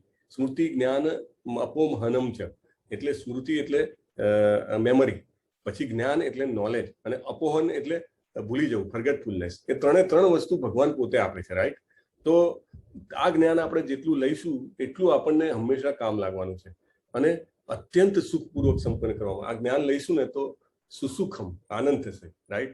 કેમ આપણે અહીંયા આગળ છીએ on the 9th day also? Because એમાં આપણને સુખ મળે છે, અને એ સુખ કેવું છે? આપણું ટ્રાન્સેન્ડેન્ટલ સુખ છે, હાયર જેને કહેવાય ને કે હાયર હેપીનેસ. એ એવું સુખ નથી કે ટેમ્પરરી હોય કે બીજા કોઈ કારણથી ચેન્જ થઈ જાય. We feel it's internal bliss. મજા આવે છે, આપણને જપ કરવાની મજા આવે છે, આપણને ભગવાન વિશે સાંભળવાની મજા આવે છે, આપણને ભગવાનના શબ્દો, પ્રભુપાદનો ભાવાર્થ, એ બધું આપણને સાંભળવાથી એક સુખ મળે છે. એ સુસુખમ કહેવાય, સાચું સુખ છે એ. ઓકે, 9.3, જે લોકો ભક્તિમાં શ્રદ્ધા નથી ધરાવતા તે મને નથી પામી શકતા. એકદમ ક્લિયર કરી દીધું, વેરી ક્લિયર, રાઈટ? અને શરૂઆત હોય તો ડેફિનેટલી ધીમે ધીમે શ્રદ્ધા બંધાય, પણ જેને બિલકુલ શ્રદ્ધા નથી, તમે કોઈને કહો કે એવું કે ભાઈ આ બધી વાતોમાં પડવાનું નહીં, અને don't waste your time, energy, effort in this, અને જે કામ હોય એમાં ફોકસ કરો. એટલે એમાં બુંદ પણ શ્રદ્ધા નથી, right? He has to undergo all the miseries of life. ભલે તમને ગમે તેટલું લાગતું હોય, મજા કરે છે, લાઈક કોઈ, મેં તમને કાલે કીધું હતું, લોકો ફરવા જાય, લોકો બહાર જમવા જાય, લોકોને મળવા જાય, લોકો ટીવી જોવે, શું કામ એ બધું કરે છે? કે ગેમ્સ રમે, શું કામ કરે? કે ભૂલી જવા માટે કે we are in a very very very bad situation. આમ નોર્મલ લાઈફમાં આવે તો એને લાગે કે અરે આ શું છે, કારણ કે they want to forget, right? લોકો નશો કરે, શું કામ? તો ભૂલી જવા માટે. પણ ખરેખર એનું કારણ છે કે શ્રદ્ધા જ નથી એમના. એવા લોકો આ ભૌતિક જગતમાં જન્મ મૃત્યુના માર્ગ પર પાછા આવતા રહે છે. અને તમે વિચારો કે God forsake, if you get birth as a animal or if you get birth as a plant, તો દેન વર્ષો સુધી તમારે એ જીવનમાં ભોગવતા રહેવું પડે. એટલે ભક્તિ અને શ્રદ્ધા એ બે વસ્તુ બહુ બેઝિક છે, એને ડેવલપ કરવી પડે ધીમે ધીમે. જેમ જેમ આપણે ભક્તોના સત્સંગમાં રહીએ, જેમ જેમ આપણે સાંભળીએ, તત્સૃણુ, ભગવાને 7મા અધ્યાયમાં પહેલા શ્લોકમાં જ કીધું, તત્સૃણુ સાંભળવાથી શરૂ થાય. તો સાંભળતા રહીએ એમ શ્રદ્ધા અંદરની ડેવલપ થાય. બહુ જ જેને કહેવાય ને કે એક બીજ છે નાનું, તો શ્રદ્ધા, સાધુ સંગ, ભજન ક્રિયા, આખા 9 સ્ટેપ છે. તો એ બીજને આપણે ધીમે ધીમે વોટરિંગ કરવાનું, પાણી નાખવાનું, એક વાડ બનાવવાની કે એમાંથી છોડ નીકળે તો કોઈ ખાઈ ના જાય. આ ભક્તિની જે નાનું છોડ નીકળે ને એને સાચવવો પડે. You know, every day watering means હરે કૃષ્ણ કૃષ્ણ કૃષ્ણ હરે હરે, હરે રામ રામ રામ હરે હરે. કાનમાં સાંભળવું પડે, આપણા જ મોંથી બોલીને આપણે જ સાંભળવું પડે. તેનું વોટરિંગ થઈ જાય ધીમે ધીમે. અને જેવી રીતે આપણે વાત થઈ હતી કે નીચે જમીનમાં ફેલાતા વાર લાગે, તમને એવું લાગે કે ચેન્જ કેમ નથી થતો, ઇટ વિલ કમ. અને બહાર આવે ત્યારે ફટ દઈને બહાર આવી જાય. જેવી રીતે બાંબુ ટ્રીની વાત કરી હતી, રાઈટ? 9.4, આ સંપૂર્ણ જગત મારા અવ્યક્ત રૂપ દ્વારા વ્યાપ્ત છે, સમસ્ત જીવ મારામાં છે પણ હું એમનામાં નથી. આપણે 8મા અધ્યાયમાં જોયું હતું કે ભગવાન કેવું છે, માળામાં પેલી માળા હોય મોતીની, તો એમાં એક દોરો જેવી રીતે છે એવી રીતે ભગવાન બધાને ધારણ કરીને બેઠા છે. બધું જ એમની અંદર છે, રાઈટ? દોરો દેખાય નહીં આપણને, માળા પહેરી હોય મોતીની તો દોરો દેખાય, વચ્ચેનો ના દેખાય, પણ એ છે ત્યાં આગળ, આપણને ખબર છે, નથી દેખાતો તો પણ. એવી જ રીતે ભગવાન જે છે એ આપણામાં છે, રાઈટ? આપણને ભલે એ દેખાતા નથી. અને ભગવાન એવું કહે છે કે હું એમનામાં નથી. શા માટે નથી? બીકોઝ ભગવાનનું જે શાશ્વત સ્વરૂપ છે, આપણે ગોલોક ચાર્ટમાં જોયું, એ શું છે? દ્વિભુત સ્વરૂપ છે. દ્વિભુત સ્વરૂપ ભગવાન બંસરી લઈને ગોલોક વૃંદાવનમાં અનંત લીલા કરી રહ્યા છે. હંમેશા ત્યાં આગળ ભગવાન હોય જ છે, રાઈટ? એ જે આપણા 3 બેસિક રસ છે, વાત્સલ્ય રૂપ, સાખ્ય રૂપ અને સાખ્ય રસ અને માધુર્ય રસ, એના સાથે ભગવાન પોતાના ભક્તોને આનંદ આપી રહ્યા છે. એવું કહે છે, જે આપણે ગોલોક ચાર્ટમાં બી જોયું, only 25% of the population is under material world. એટલે ભૌતિક જગતમાં જે છે એ ખાલી 25% જ છે. 75% ઇઝ ઇન સ્પિરિચ્યુઅલ વર્લ્ડ. 75% જે પોપ્યુલેશન છે એ ત્યાં જ છે. એટલે આપણને એવું લાગે કે ઓહો, અહીંયા આપણે મજા કરી લઈએ, દેટ્સ ફાઇન. નામનિષ્ઠ પ્રભુ ઉદાહરણ આપે ઘણી વાર કે આ જેલ છે, right? It is a hospital, it's not a hotel. એટલે જેલમાં તમે જેલરને થોડી ઘૂસ આપો તો એ તમને શું આપી દે કે સુવા માટે બિસ્તર આપી દે, ખાવામાં એક રોટલી વધારે આપે. ઓકે, એટલું કરી શકે, દેટ્સ ઓલ. એટલે આપણે અહીંયા બીજા દેવી દેવતાને ભજીએ તો આપણને કંઈક અહીંયા એટલું નાનું મોટું મળી શકે. પણ જો બહાર નીકળવું હોય તો ધેન તો તમારે રાજાને કે કિંગ કે જેલર જે હોય, જે ટોપ હોય, એને જ આપણે ભજવા પડે. બહુ સારું, તમે સારું રાખો તો તમને કોઈ એવી ઓરડી આપે જેલમાં કે ત્યાં આગળ હવા ઉજાસ સારો હોય, દેટ્સ ઓલ. એટલે દેટ મીન્સ કે બહુ પુણ્ય કરો તમને સ્વર્ગમાં જવા મળે, પણ ત્યાં આગળ પણ જન્મ મૃત્યુ જરા વ્યાધિ તો છે જ. So that we need to understand. તથાપિ મારા દ્વારા ઉત્પન્ન બધી વસ્તુઓ મારામાં સ્થિર રહેતી નથી. જરા મારા યોગ ઐશ્વર્યને તો જુઓ.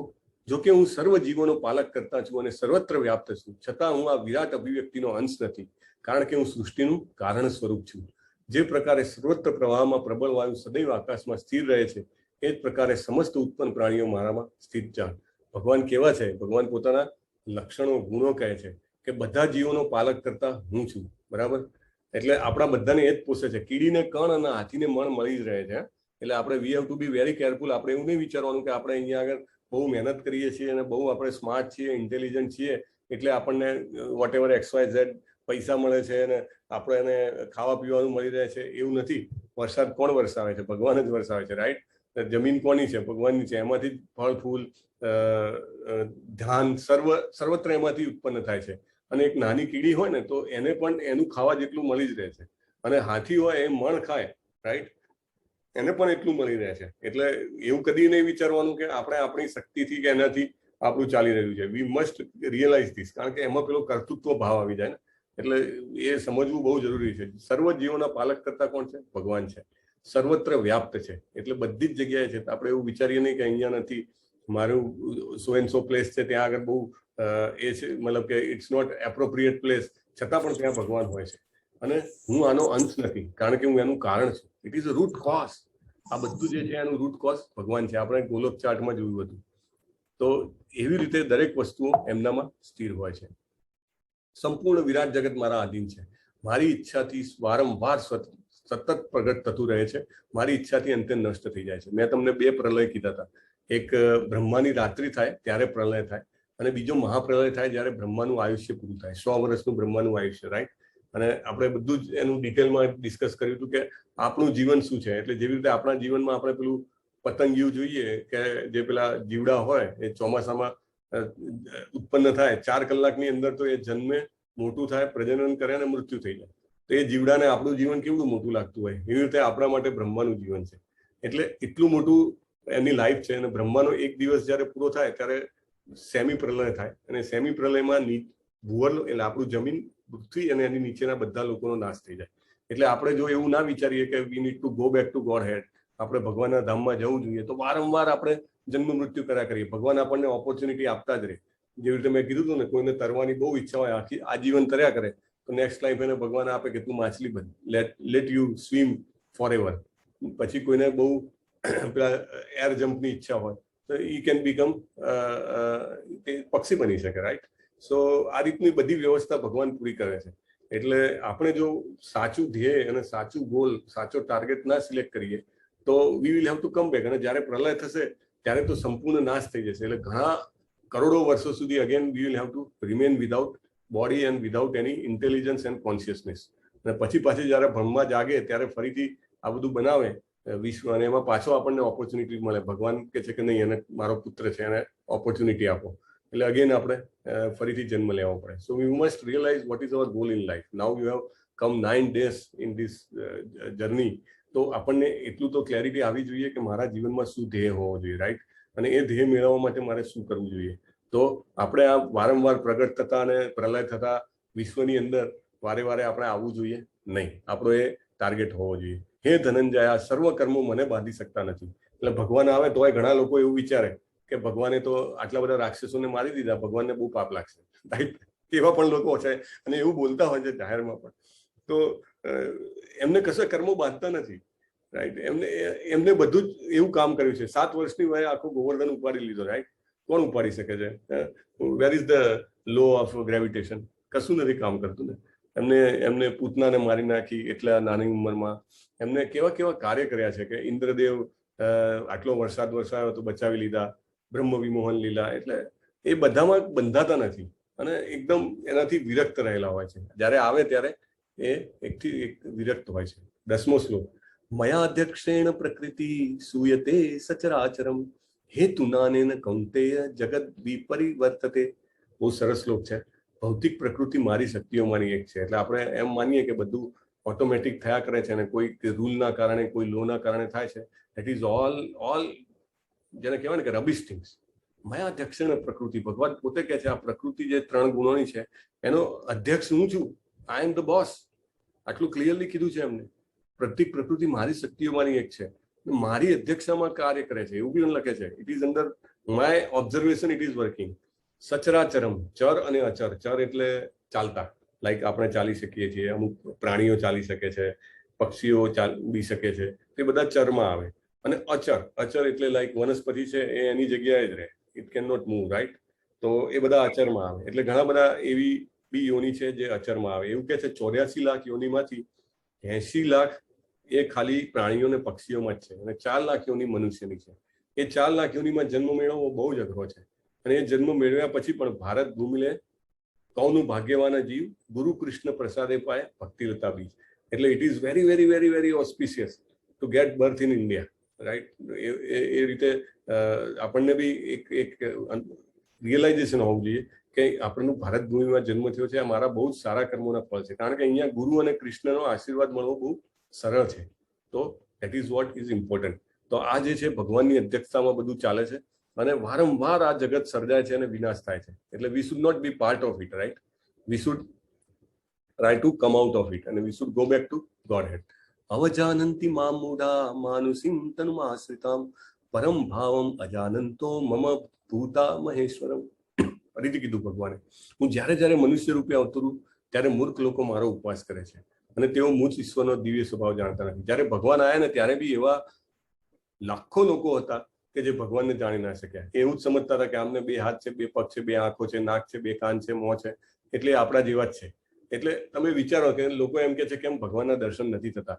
અરે આપણી લાયકાત હોય તો દર્શન થયેલા કામના, નહીં તો ભગવાન દેખાશે તો પણ આપણે એમને રેકગ્નાઇઝ નહીં કરી શકીએ, રાઈટ? એટલે અહીંયા ભગવાન કહે છે હું જ્યારે અવતરું છું ત્યારે મૂર્ખ લોકો મારો ઉપવાસ કરે છે. ઘણા લોકો કહે છે ને કે આ ગીતા છે એનું તો એટલું બધું મેં વાંચી છે, જાત જાતની ગીતા જોઈ છે, કે એમાં તમને એવું લાગે કે કૃષ્ણ તો કે ઇટ ઇઝ સોલ, પછી 5 પાંડવો તો કે 5 ઇન્દ્રિયો, આવું બધું કરીને એને આખું જેને ડેસિફર કરી નાખે. અને એટલે એનો જે મેઇન પર્પસ છે, જે મેઇન કહેવાવાળા છે એમને ભૂલી જાય, અને એમના નોલેજને અને એમના જ્ઞાનને ભૂલી જાય, તો આપણને આગળ જવાનો કોઈ રસ્તો જ ના મળે.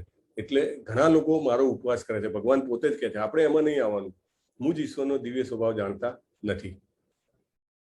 જો જ્યારે એક સારો રાજા જેલની મુલાકાત લે છે પ્રજાની કાળજી લેવા માટે, રાઈટ? અને એ જેલમાં જાય, તમને ખ્યાલ હશે કે અમુક કન્ટ્રીઝ છે લાઈક યુએઈ છે, બીજા આરબ કન્ટ્રીઝ છે લાઈક કતાર છે, ઓમાન છે, એ બધામાં જ્યારે રાજ્યનો પેલો સ્વતંત્રતા દિવસ હોય ને ત્યારે ઘણા બધા કેદીઓને છોડી નાખવામાં આવે, કે એની સજા અમુક ઓછી કરી નાખવામાં આવે. આ બધું ડિસિઝન રાજા લે. રાજા ત્યાં જાય અને ત્યારે એ આ રીતે લોકોને બેનિફિટ કરે. તો રાજા જો જેલમાં જાય તો જે બીજો કેદી હોય લાઈક એક ખિસ્સા કાતરું હોય, તો એ રાજાને જોઈને શું થાય કે એને તો એવું જ થાય કે આને બી ખિસ્સા કાપ્યા લાગે છે એટલે આવ્યો લાગે છે અહીંયા, બરાબર? પણ જ્યારે રાજા જેલમાં આવે અને જેલર ને બીજા બધા એને સેલ્યુટ કરે ત્યારે એને ખબર પડે કે ઓહો આ તો મોટી વ્યક્તિ છે, રાઈટ? તો એવી રીતે આપણે બધા જે છીએ એ આ જેલમાં એક કેદી છીએ, અને ભગવાન વારે વારે આ જેલમાં આવે છે. લાઈક 5000 વર્ષ પહેલા ભગવાન પોતે આવ્યા, અને જેથી કરીને આપણને આજે 5000 વર્ષ પછી પણ આ જ્ઞાન ઉપલબ્ધ થાય છે. શ્રીલા પ્રભુપાદને ભગવાને મોકલ્યા અને એમને આપણને આ રસ્તો બતાવ્યો. હરે કૃષ્ણ મહામંત્ર આપ્યો આપણને પ્રભુપાદે થ્રુ ચૈતન્ય મહાપ્રભુ. એટલે આપણને આ એક્ઝામ્પલ જરૂરી છે. મોઘાસા મોઘ કર્માણો મોઘ જ્ઞાના વિચેતસ રક્ષિમ આસુરીમ રાક્ષસીમ આસુરીમ ચૈવ પ્રકૃતિમ મોહિનીમ શ્રિત. જે લોકો આવી રીતે મોહગ્રસ્ત થયેલા છે, તમે દેખાય છે ને અહીંયા આગળ કે આગલા એમાં બી હતા અને અહીંયા આગળ બી છે, તો આ લોકો કેવા હોય છે? મોહગ્રસ્ત થયેલા હોય છે. એમના વિચારો કેવા હોય? આસુરી અને નાસ્તિક. અને એના કારણે એમની મુક્તિની આશા, એમના સકામ કર્મો એટલે શું કે ઘણું બધું દાન કરવું, ઘણા બધા જનસેવાના કાર્યો કરવા, હોસ્પિટલ બંધાવે, કોઈ રૂગણા પાણીની પરબો બંધાવે, આ બધા સકામ કર્મ અને જ્ઞાન જે એમને ઘણું બધું ઘણી જગ્યાએથી લઈને આવ્યા હોય એ બધું જ નિષ્ફળ થઈ જાય જો આપણને શ્રદ્ધા ડેવલપ ના થાય તો. ભગવાન પોતે કહે છે આપણને મહાત્માનસ્તુ મામ પાર્થ દૈવીમ પ્રકૃતિમ આશ્રિત ભજન્ત્ય અનન્ય મનસો જ્ઞાત્વા ભૂતાદિમ અવ્યયમ. એટલે આપણને અત્યાર સુધી હવે આસુરી કે મૂર્ખ કે મૂઢ લોકોની વાત કરી. હવે ભગવાન કહે છે કેવા લોકો મને ભજે છે? કેવા? મહાત્મા. કે મોહગ્રસ્ત નહીં થયેલા મહાપુરુષો દૈવી પ્રકૃતિના રક્ષણ હેઠળ હોય છે અને સંપૂર્ણપણે ભક્તિ સેવામાં મગ્ન રહે છે, કારણ કે તેઓ મને જ આદિ તથા અવિનાશી પૂર્ણ પુરુષોત્તમ તરીકે માને છે. બાજુમાં જે તમને ચિત્ર દેખાય છે એ ચિત્રમાં માધવેન્દ્રપુરી જે છે એ આપણા સંપ્રદાયના ચૈતન્ય મહાપ્રભુના ગુરુ ઈશ્વરપુરી, અને ઈશ્વરપુરીના ગુરુ માધવેન્દ્રપુરી છે. અને એમની અહીંયા આગળ વાત છે, માધવેન્દ્રપુરી વૃંદાવનમાં 24 કલાક ભગવાનનું નામ લેતા હતા, અને એવી રીતે ઝાડની નીચે બેસીને નામ લે, અને જ્યારે કોઈને કંઈ દેખાય અને કંઈ આપી જાય તો એ ગ્રહણ કરે, બાકી એ નામ જ જપ્યા કરે. એક દિવસ તો એવું થયું કે ઘણા ટાઈમ સુધી, એટલે ઘણા દિવસો સુધી કોઈ એવી રીતે એમને કોઈ આપવા આવ્યું નહીં, અને એ જપ કરે જ જાય, કરે જ જાય, કરે જ, હરે કૃષ્ણ કૃષ્ણ કૃષ્ણ હરે હરે, હરે રામ રામ રામ હરે હરે, ચાલ્યા જ કરે એનો નિરંતર દિવસ રાત જપ. એટલે ભગવાનને થયું કે હવે આને મારે કંઈક આપવું જોઈએ, એટલે બાજુમાં ગાયો ચરાવતી ગોવાળણ હતી, તો એની પાસેથી ભગવાન એક ગોવાળ બનીને આવ્યા અને એમને કીધું કે પેલા જે મહાત્મા બેઠા છે ને એના માટે દૂધ આપો. એટલે એક નાના પાત્રમાં એ દૂધ લે છે એમની પાસેથી અને લઈને માધવેન્દ્રપુરી પાસે જાય છે, અને આવી રીતે ગોવાળ તરીકે આમ ઉભા રહે છે, અને એમને કહે છે કે આ દૂધ લઈ લો. તો કે તમને કેવી રીતે ખબર, કે માધવેન્દ્રપુરી પૂછે છે કે મને ભૂખ લાગી છે અથવા મારે જોઈએ છે. તો એમને કીધું કે મને લાગ્યું કે હું તો અહીંયા રોજ ગાયો ચરાવવા આવું છું, એટલે મેં જોયું કે તમે અહીંયા બેઠા છો, ક્યાં જતા નથી, તો તમને કોણ ખાવા આપે, એટલે હું ખાસ લઈને આવ્યો. એટલે એમ કરીને આપે છે. માધવેન્દ્રપુરી ભગવાનને અર્પણ કરી અને પોતે લે છે, અને બાળક જતો રહે છે, અને પછી તરત જ એમને નિંદ્રા આવી જાય છે, કારણ કે દૂધ બહુ જ જેને કહેવાય ને કે it was very divine auspicious. ઊંઘ આવે છે ને એમાં એ જ પેલો બાળક આવે છે, અને એ કહે છે કે હું કૃષ્ણ છું કે, અને ચોક્કસ જગ્યા બતાવે છે કે ત્યાં આગળ મારી જે મૂર્તિ છે એ ત્યાં આગળ દટાયેલી છે, તું મને એમાંથી બહાર કાઢ, હવે બહુ ટાઈમ થઈ ગયો. એકચ્યુઅલી બૌદ્ધ ધર્મ જયારે આવ્યો ને, બૌદ્ધ ધર્મ કેમ આવ્યો કે ભારતમાં લોકો જે વેદો છે, વેદોનો આશ્રય લઈ અને ખૂબ જ હિંસા કરતા હતા, કારણ કે વેદોમાં મેં તમને પહેલા પણ બતાવ્યું છે કે લોકો વેદોમાં લખેલું છે કે જેને માંસ ખાવું હોય આ રીતે વધ કરીને, અમાવસ્યાની રાતે કાલી દેવીની સામે વધ કરીને, મંત્ર બોલીને કે આ જેનો વધ કરું છું એ મારો ભવિષ્યમાં વધ કરશે, એ બધું કરીને એ ખાઈ શકે. પણ લોકોએ પછી એને રૂટીન બનાવી દીધેલું કે રોજ યજ્ઞ કરવાનો, યજ્ઞમાં જે છે હિંસા થાય. તો એટલી બધી હિંસા થતી હતી, અને એ વખતે ભગવાને પોતે જે ગૌતમ બુદ્ધ તરીકે એમના અવતારને મોકલ્યો, અને એમને કીધું બધા વેદોને જે છે એ તમે છોડી દો. અને એ રીતે આખું જે વૃંદાવનનું જે હતું એ જે ધામ આખું એ રીતે જેને કહેવાય કે જમીન દોસ્ત થઈ ગયેલું હતું. અને આ જે મૂર્તિ છે એ ભગવાન કૃષ્ણના જે પોતા એટલે પુત્રના પુત્ર વ્રજનાભે બનાવી હતી. એટલે એમની માતાને પૂછ્યું કે ભગવાન કેવા દેખાતા હતા, તો એમને જે ભગવાને કીધું, એમને કીધું એ પ્રમાણે એમને મૂર્તિઓ બનાવી હતી. એટલે ભગવાન કે ગોપાલની મૂર્તિ ત્યાં છે તો એ તું કાઢ. એટલે તરત જ ઊભા થયા અને ગામ લોકોને કીધું ચલો મારી સાથે, અને બધા આવ્યા અને ખોલ્યું તો અંદરથી રીતસરના ભગવાનની મૂર્તિ નીકળી. અને પછી તો ઘણી બધી કથા છે કે ભગવાન એમને એક દિવસ પાછા સ્વપ્નમાં આવીને કહે છે કે મારા માટે ઓડિશાથી કપૂર અને ચંદન લઈ આવતું. અને એ જમાનામાં તો કોઈ જ વ્હીકલ કશું જ હતું નહીં, તો એ ચાલતા ચાલતા ચૈતન્ય ચરિતામૃતમાં બહુ જ સરસ વર્ણન આવે છે, કારણ કે આ બધા વર્ણન વાંચીએ તો આપણને એમને વેઠેલી જે યાતનાઓ છે કે જેટલા સંઘર્ષ છે એમના એ ખબર પડે. આપણને આપણા જીવનના સંઘર્ષ હંમેશા મોટા લાગતા હોય, પણ તમે એ વાંચો ભગવાનના માટે, ભગવાને કીધું હતું એના માટે એટલો પ્રેમ એમનો, તે ચાલીને ત્યાં ગયા અને કપૂર ચંદન લઈને પાછા આવતા હતા, અને એક જગ્યાએ રોકાય છે, અને ત્યાં આગળ ભગવાનનું મંદિર હોય છે. અને એ જે મંદિર છે એ મંદિરમાં આઈ થિંક રાધા ગોપીનાથના મંદિરમાં એ રોકાય છે, અને એ ત્યાં આગળ રોકાય છે અને ત્યાં જુએ છે કે ભગવાનની સરસ આરાધના થઈ રહી છે, અને પૂજારી જબરજસ્ત ભગવાનની જેને કહેવાય કે નૈવેદ્ય પૂજા કરી રહ્યો છે. અને ત્યારે અને સરસ એક જેને કહેવાય ને કે અદ્ભુત અલગ અલગ નાના નાના પાત્રમાં ખીર બનાવી અને ભગવાનને અર્પણ કરવામાં આવે છે. અને એ તો ભગવાનના ભક્ત હતા, અને તરત જ એટલી બધી સોડમ આવી એમાંથી, તો એમને થયું કે ભગવાન જો એવું કંઈક કરે કે મને આ ખીર ચાખવા મળે તો મને ખબર પડે કે આને કેવી રીતે બનાવી અને હું ભગવાનને ધરાઈ શકું. જેવો મગજમાં વિચાર આવ્યો એમને થયું કાં તો મેં ખોટું કર્યું, હજી ભગવાનને ભોગ તો લગાવ્યો નથી, અને હું અત્યારે એને લેવાનું વિચાર્યું, મારાથી મોટું પાપ થઈ ગયું. ત્યાંથી એ નીકળી ગયા અને બજારમાં જઈ અને વચ્ચોવચ્ચ ઓટલા ઉપર બેસીને હરે કૃષ્ણ કૃષ્ણ કૃષ્ણ હરે હરે, હરે રામ રામ રામ હરે હરે જપ કરવા મળ્યા. અને બધું ત્યાં આગળ પણ પૂજારીએ તો બધું પતાવી અને પૂજારી મંદિર બંધ કરીને નીકળી ગયો. રાત પડી, રાતના 12:30 થી 1 વાગ્યાની વચ્ચે પૂજારીને ખુદ ગોપીનાથ આવે છે અને કહે છે કે તું ઉઠ કે. એટલે કે શું કરું, કેમ ઉઠાડો છો મને? એટલે કે તે જે મને ખીર ધરાવી હતી ને એમાંની એક કુલડી મેં સંતાડી રાખી છે પડદા પાછળ, એ તું લઈ જા અને લઈને માર્કેટમાં જા અને ત્યાં આગળ 4 રસ્તા ઉપર બૂમ પાડજે કે માધવેન્દ્રપુરી કોણ છે, માધવેન્દ્રપુરી કોણ છે. અને એ આવે ને તો એને આપજે, આ મેં એના માટે રાખી છે. પૂજારી આમ ઊભો થયો કે આ સપનું હતું કે શું હતું, પણ પછી એને થયું કે ના ના મારે કરવું તો જોઈએ, એટલે નાહ્યો. કારણ કે મંદિરમાં જતા પહેલા નાહવું જોઈએ. રાત્રે 1 વાગે એ વ્યક્તિ નાહીને મંદિરમાં જાય છે અને મંદિરમાં ગયા પછી એ ખરેખર મંદિર ખોલીને જોવે છે તો પડદાની પાછળ ભગવાને એક કુલડી સંતાડેલી હોય છે. એને આશ્ચર્ય થાય છે કે આજ સુધી કદી એવું નથી બન્યું. એટલે એ કુલડી લઈને મંદિર બંધ કરીને માર્કેટમાં જાય છે અને બૂમ પાડે છે કે માધવેન્દ્રપુરી કોણ છે, માધવેન્દ્રપુરી કોણ છે. તો દૂરથી એક વ્યક્તિ એને હરે કૃષ્ણના જપ કરતા દેખાય છે અને ત્યાં આગળ જઈને કે ભગવાને મને કીધું છે કે આ કુલડી અને ખીરની કુલડી અને તારા માટે, તમારા માટે ચોરી છે. કે ત્યારથી એનું નામ ક્ષીરચોર ગોપાલ કહેવાય છે એમને. તો ક્ષીરચોર ગોપીનાથ કહેવાય છે. તો એ તમે વિચારો ભગવાન ભક્ત માટે શું શું કરતા હોય છે. એટલે એનો પ્રસાદ એમને મળે છે. બહુ જ ચૈતન્ય ચરિતામૃતમાં એકદમ ડિટેલમાં જે ડાયલોગ્સ છે, એકબીજાના જે એ છે એનું વર્ણન થાય છે.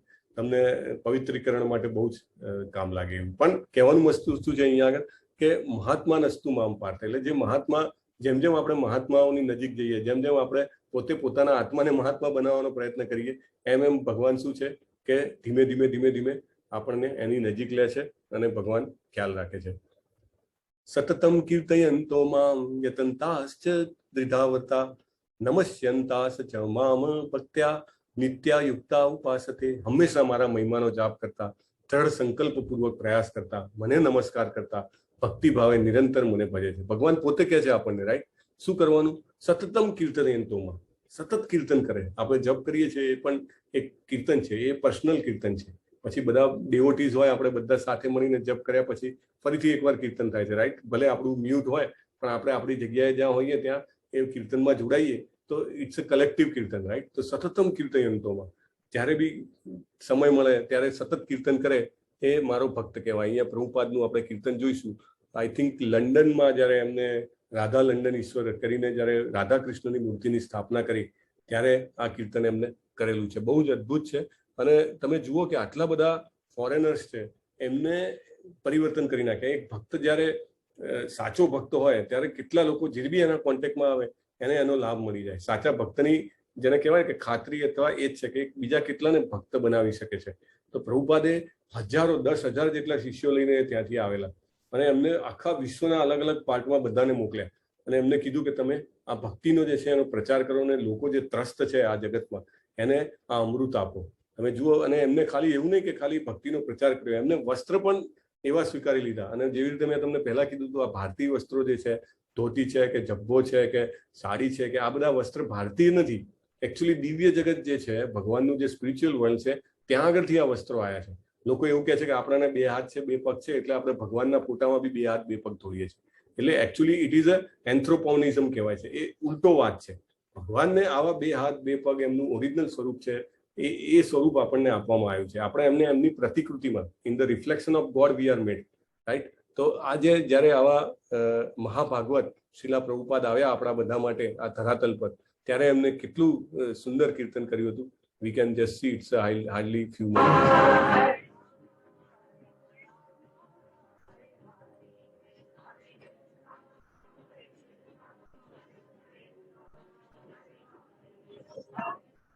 This is the story of the Hare Krishna people.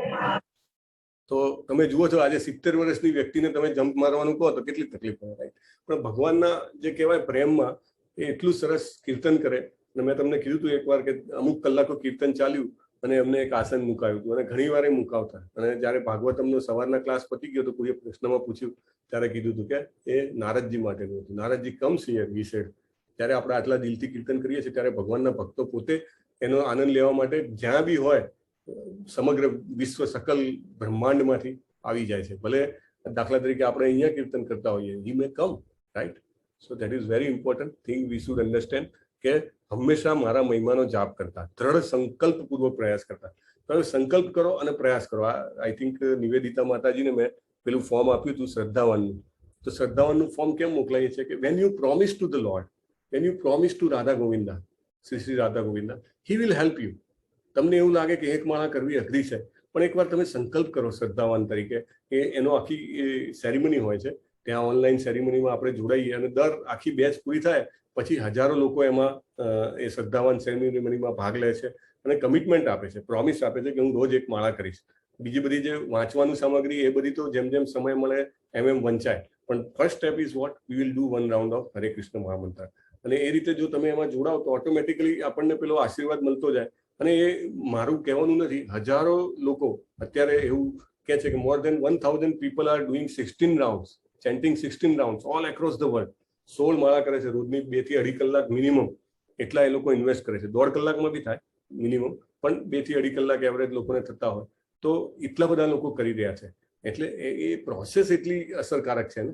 માણસ જ્યાં બી હોય, જે બી પરિસ્થિતિમાં હોય, જે બી દુનિયામાં હોય, હિન્દુ, મુસ્લિમ, ઈસાઈ કોઈ બી હોય, અને છે બી ખરા, for your information, from all sects, from all the area of the world and all kind of people have join.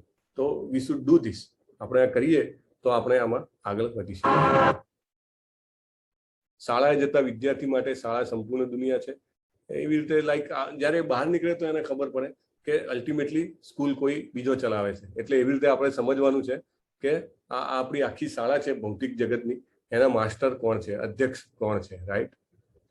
પિતાહમ અસ્ય જગતો માતા ધાતા પિતામહ વેદ્યામ પવિત્રમ ઓમકારમ રિક્ષામ યજુર્વેદ છે. આ બ્રહ્માંડનો પિતા માતા, ભગવાન કહે છે I am the father, I am the mother. પિતા માતા, આશ્રયદાતા, પિતામહ હું છું. જ્ઞાનનો વિષય વિશુદ્ધ કરતા ઓમકાર હું છું. ઋગ્વેદ, સામવેદ, યજુર્વેદ પણ હું જ છું. ભગવાન પોતે કહે છે અભી steel if you don't believe, તો આપણા જેવા મૂર્ખા કોણ કહેવાય? આટલું બધું તમે એમાં ઇન્વેસ્ટ કરો અને પછી તમને ભગવાનની પોતાની વાણીથી સાંભળવા મળે અને પછી આપણે એમાં વિશ્વાસ અને શ્રદ્ધા ડેવલપ ના કરીએ તો આપણે આ ઓપોર્ચ્યુનિટી, આ તક ગુમાવી રહ્યા છીએ. 18મો શ્લોક. હું જ પરમ લક્ષ્ય પાલન કરતા સ્વામી, સાક્ષી, ધામ, આશ્રયસ્થાન, અત્યંત પ્રિય મિત્ર છું. જો આપણા અત્યંત પ્રિય મિત્ર છે. સર્જન તથા પ્રલય, સર્વનો આધાર, આશ્રય તથા અવિનાશી બીજ છું. હે અર્જુન, હું જ ઉષ્ણતા આપું છું, વરસાદને રોકી રાખું છું તથા મોકલું છું. અમરત્વ હું છું, મૃત્યુ પણ હું છું, ચેતન પણ હું છું, જળ પણ હું છું. બધું જ ભગવાન કહે છે હું છું. આપણે અહીંયા આગળ ચિત્ર જોઈ રહ્યા છીએ, આપણે કેવી છે જન્મ મૃત્યુની આ સાયકલમાં છીએ. આ જે મેરીગો રાઉન્ડ જેને કહેવાય, એમાં આપણે બધા જ બાળપણમાં બેઠા હોઈશું, રાઈટ? તો આ જે ચક્ર છે એમાં કેવું છે કે ક્યારેક આપણા સત્કર્મોનું ફળ મળે, we are on the top. પછી આપણા દુષ્કર્મોનું ફળ મળે, we are at the bottom. પાછું જન્મ થાય, પાછું મૃત્યુ થાય, પાછું જરા થાય, જરા મીન્સ બુઢાપો, પાછું વ્યાધિ. એટલે આ બધામાં જયા જ કરીએ. જે મનુષ્ય વેદા ધ્યાન કરે છે, સોમરસનું પાન કરે છે, સ્વર્ગ પ્રાપ્તિ માટે પ્રયત્ન કરીને પરોક્ષ રીતે મારી પૂજા કરે છે, તેઓ પાપ કર્મોથી મુક્ત થઈને પુણ્યમય ઇન્દ્રલોકમાં જન્મ લે છે, જ્યાં તેઓ દેવો જેવો આનંદ ભોગવે છે. અને જ્યારે આ બધું તમારું ફળ પૂરું થઈ જાય સ્વર્ગમાં, ત્યારે સીધા મૃત્યુલોકમાં પાછા આવે છે અને ફરીથી ઇન્દ્રિય સુખ પામવાનો પ્રયત્ન કરે છે. એટલે જન્મ મૃત્યુ જરા વ્યાધિમાં ચક્રમાં ફરતા રહે છે. અને એમાં કેટલી વેદના છે. મેં પેલું બર્થ અગેન ડેથ અગેન વાળો વિડીયો મોકલ્યો હતો. જ્યારે બી ટાઈમ હોય 15 દિવસે 20 દિવસે એકવાર જોઈએ તો આપણને ખબર પડે કે how much pain it is to get born again, right?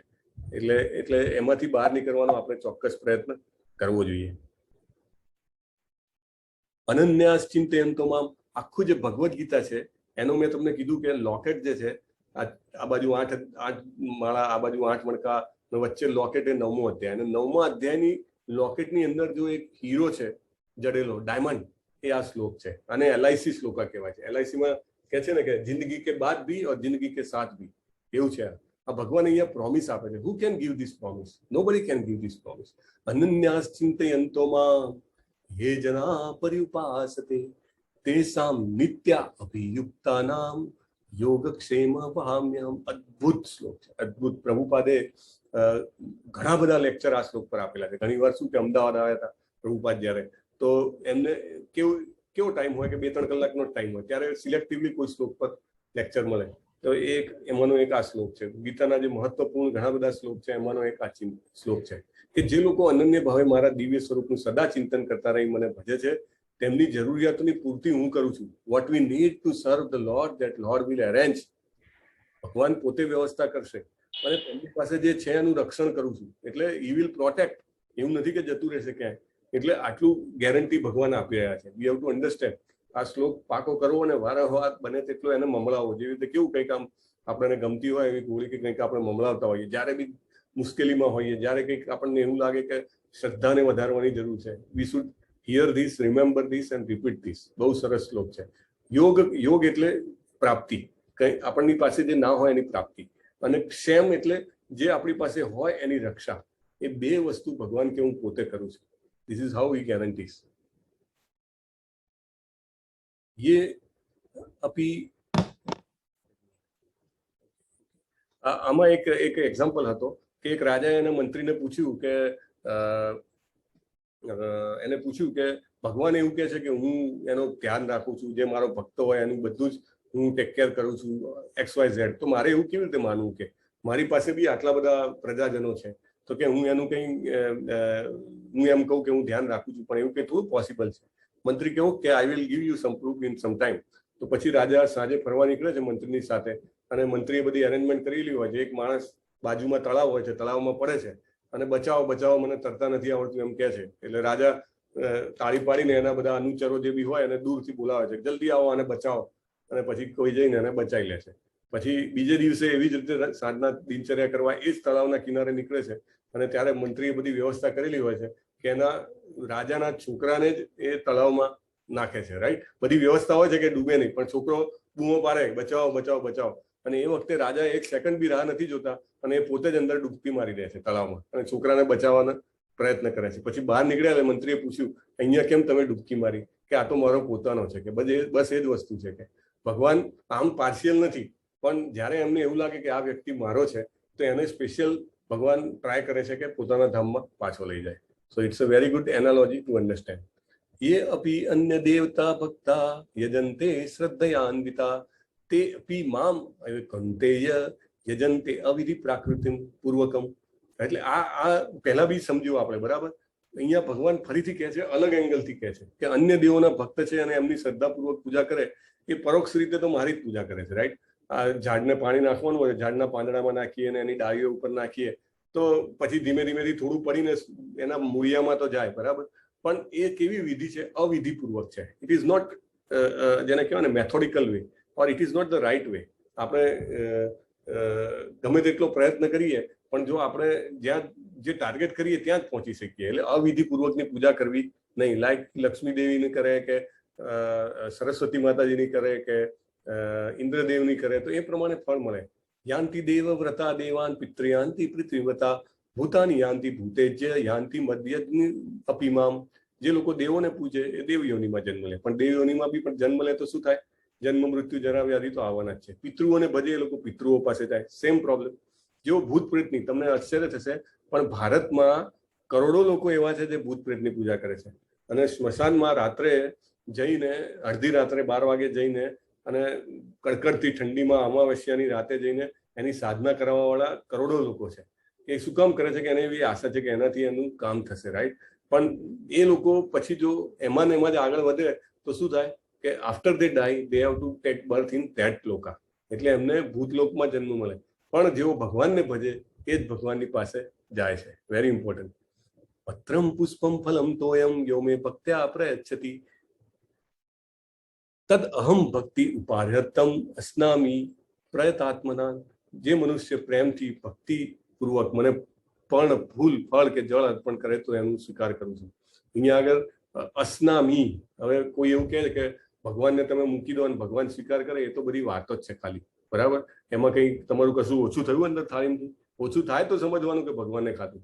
આ તમારી શ્રદ્ધા ડગાવવા માટેના શું આ બધા પ્રયત્નો છે? રાઈટ, કે ભગવાન જે છે કેવા છે?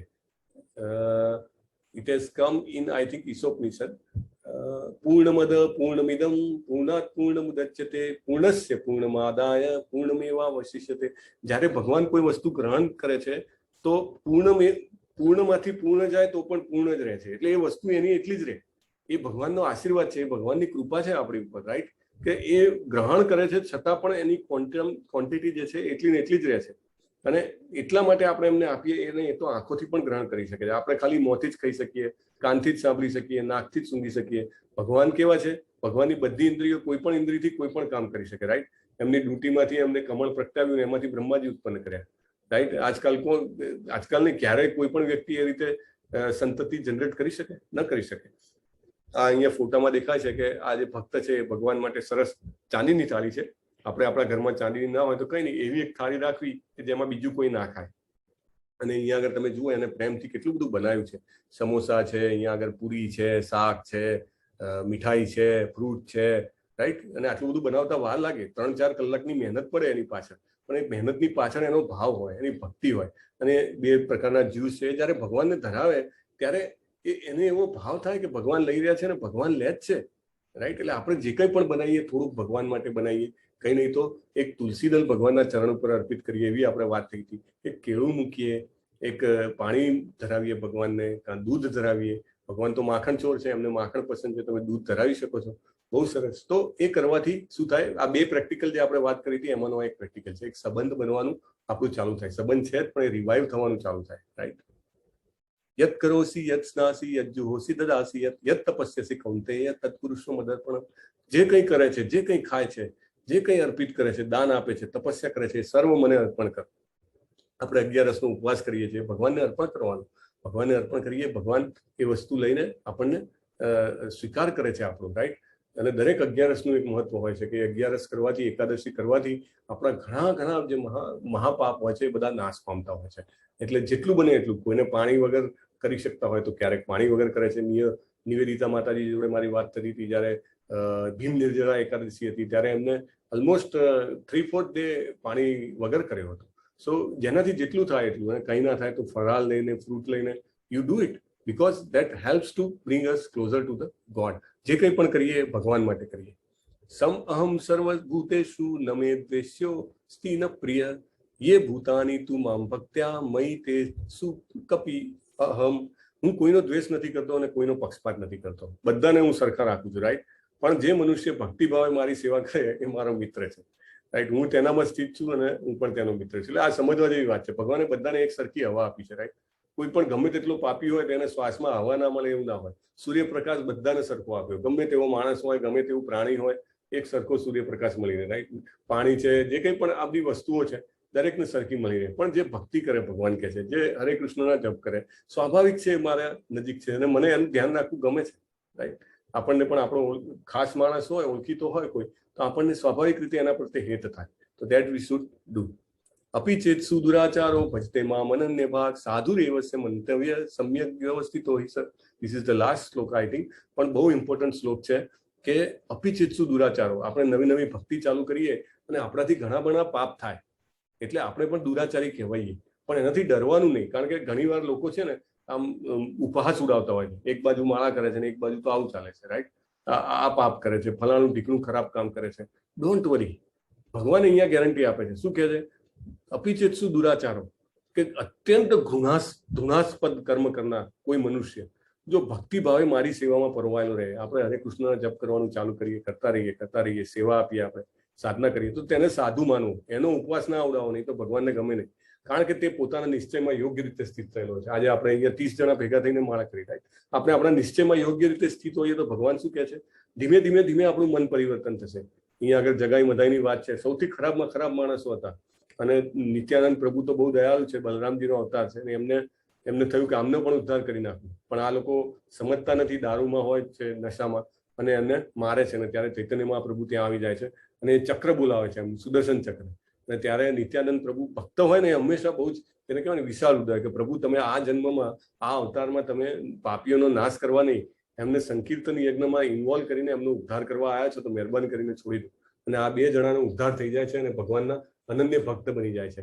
એટલે કોઈ પણ વ્યક્તિ ભલે શરૂઆતમાં તમે પોતાને પણ થોડીક જેને કહેવાય ને કે કમ્ફર્ટ આપો. આપણે આપણી જાત પ્રત્યે હંમેશા એમ વિચારતા હોઈએ કે નહીં આ પાપ થાય છે, આ પેલું પાપ થાય છે, થોડુંક કમ્ફર્ટ આપો. As we have started this process, it will work. It will have to have is time. Like 5 દિવસનો દવાનો ડોઝ હોય એઝિથ્રોમાઇસિનનો, તો 5 દિવસનો તમે પૂરો કરો તો ત્યાં સુધી તમારું પૂરેપૂરા લક્ષણો જાય. તમે એક ગોળી લો અને એવું વિચારો કે હાલ મને બધું સારું થઈ જાય, it may not happen, right. So it's a process. ક્ષિપ્રમ ભવતી ધર્માત્મા. આવો જો પાપી હોય તો શું થાય? ભગવાન કહે છે શાશ્વત ચિંતિમ નિગચ્છતિ, શાશ્વત શાંતિમ નિગચ્છતિ કૌંતેય પ્રતિજાનીહિ નમે ભક્તા પ્રણિષ્યતિ. કે મારો જે ભક્તો હોય છે એ ભલે ગમે તેટલો પાપી હોય અને એ તરત જ ધર્માત્મા બની જાય છે અને સ્થાયી શાંતિની પ્રાપ્તિ કરે છે. અને હે કુંતી પુત્ર, તું ઘોષણા કર કે મારા ભક્તનો કદી વિનાશ થતો નથી. એટલે ભગવાન પોતે ઘોષણા કરે તો ભગવાન કે કારણ કે કૃષ્ણ ભગવાન તો બધું જ જેને કહેવાય ને કે સામ દામ દંડ ભેદ બધું જ વાપર્યું છે એમને યુદ્ધમાં. પણ એમને અર્જુનને કીધું કારણ કે જયારે ભક્ત કઈ પ્રોમિસ આપે ને તો એ ભગવાનને કરવું જ પડે. એટલે કે તું પ્રોમિસ આપ. લાઈક આપણે પેલો નૃગ રાજાની વાર્તા જોઈ હતી તો એમાં કેવું હતું કે એને કોઈ ભક્તે આશીર્વાદ આપ્યા હતા કે તને ભગવાનના દર્શન થશે.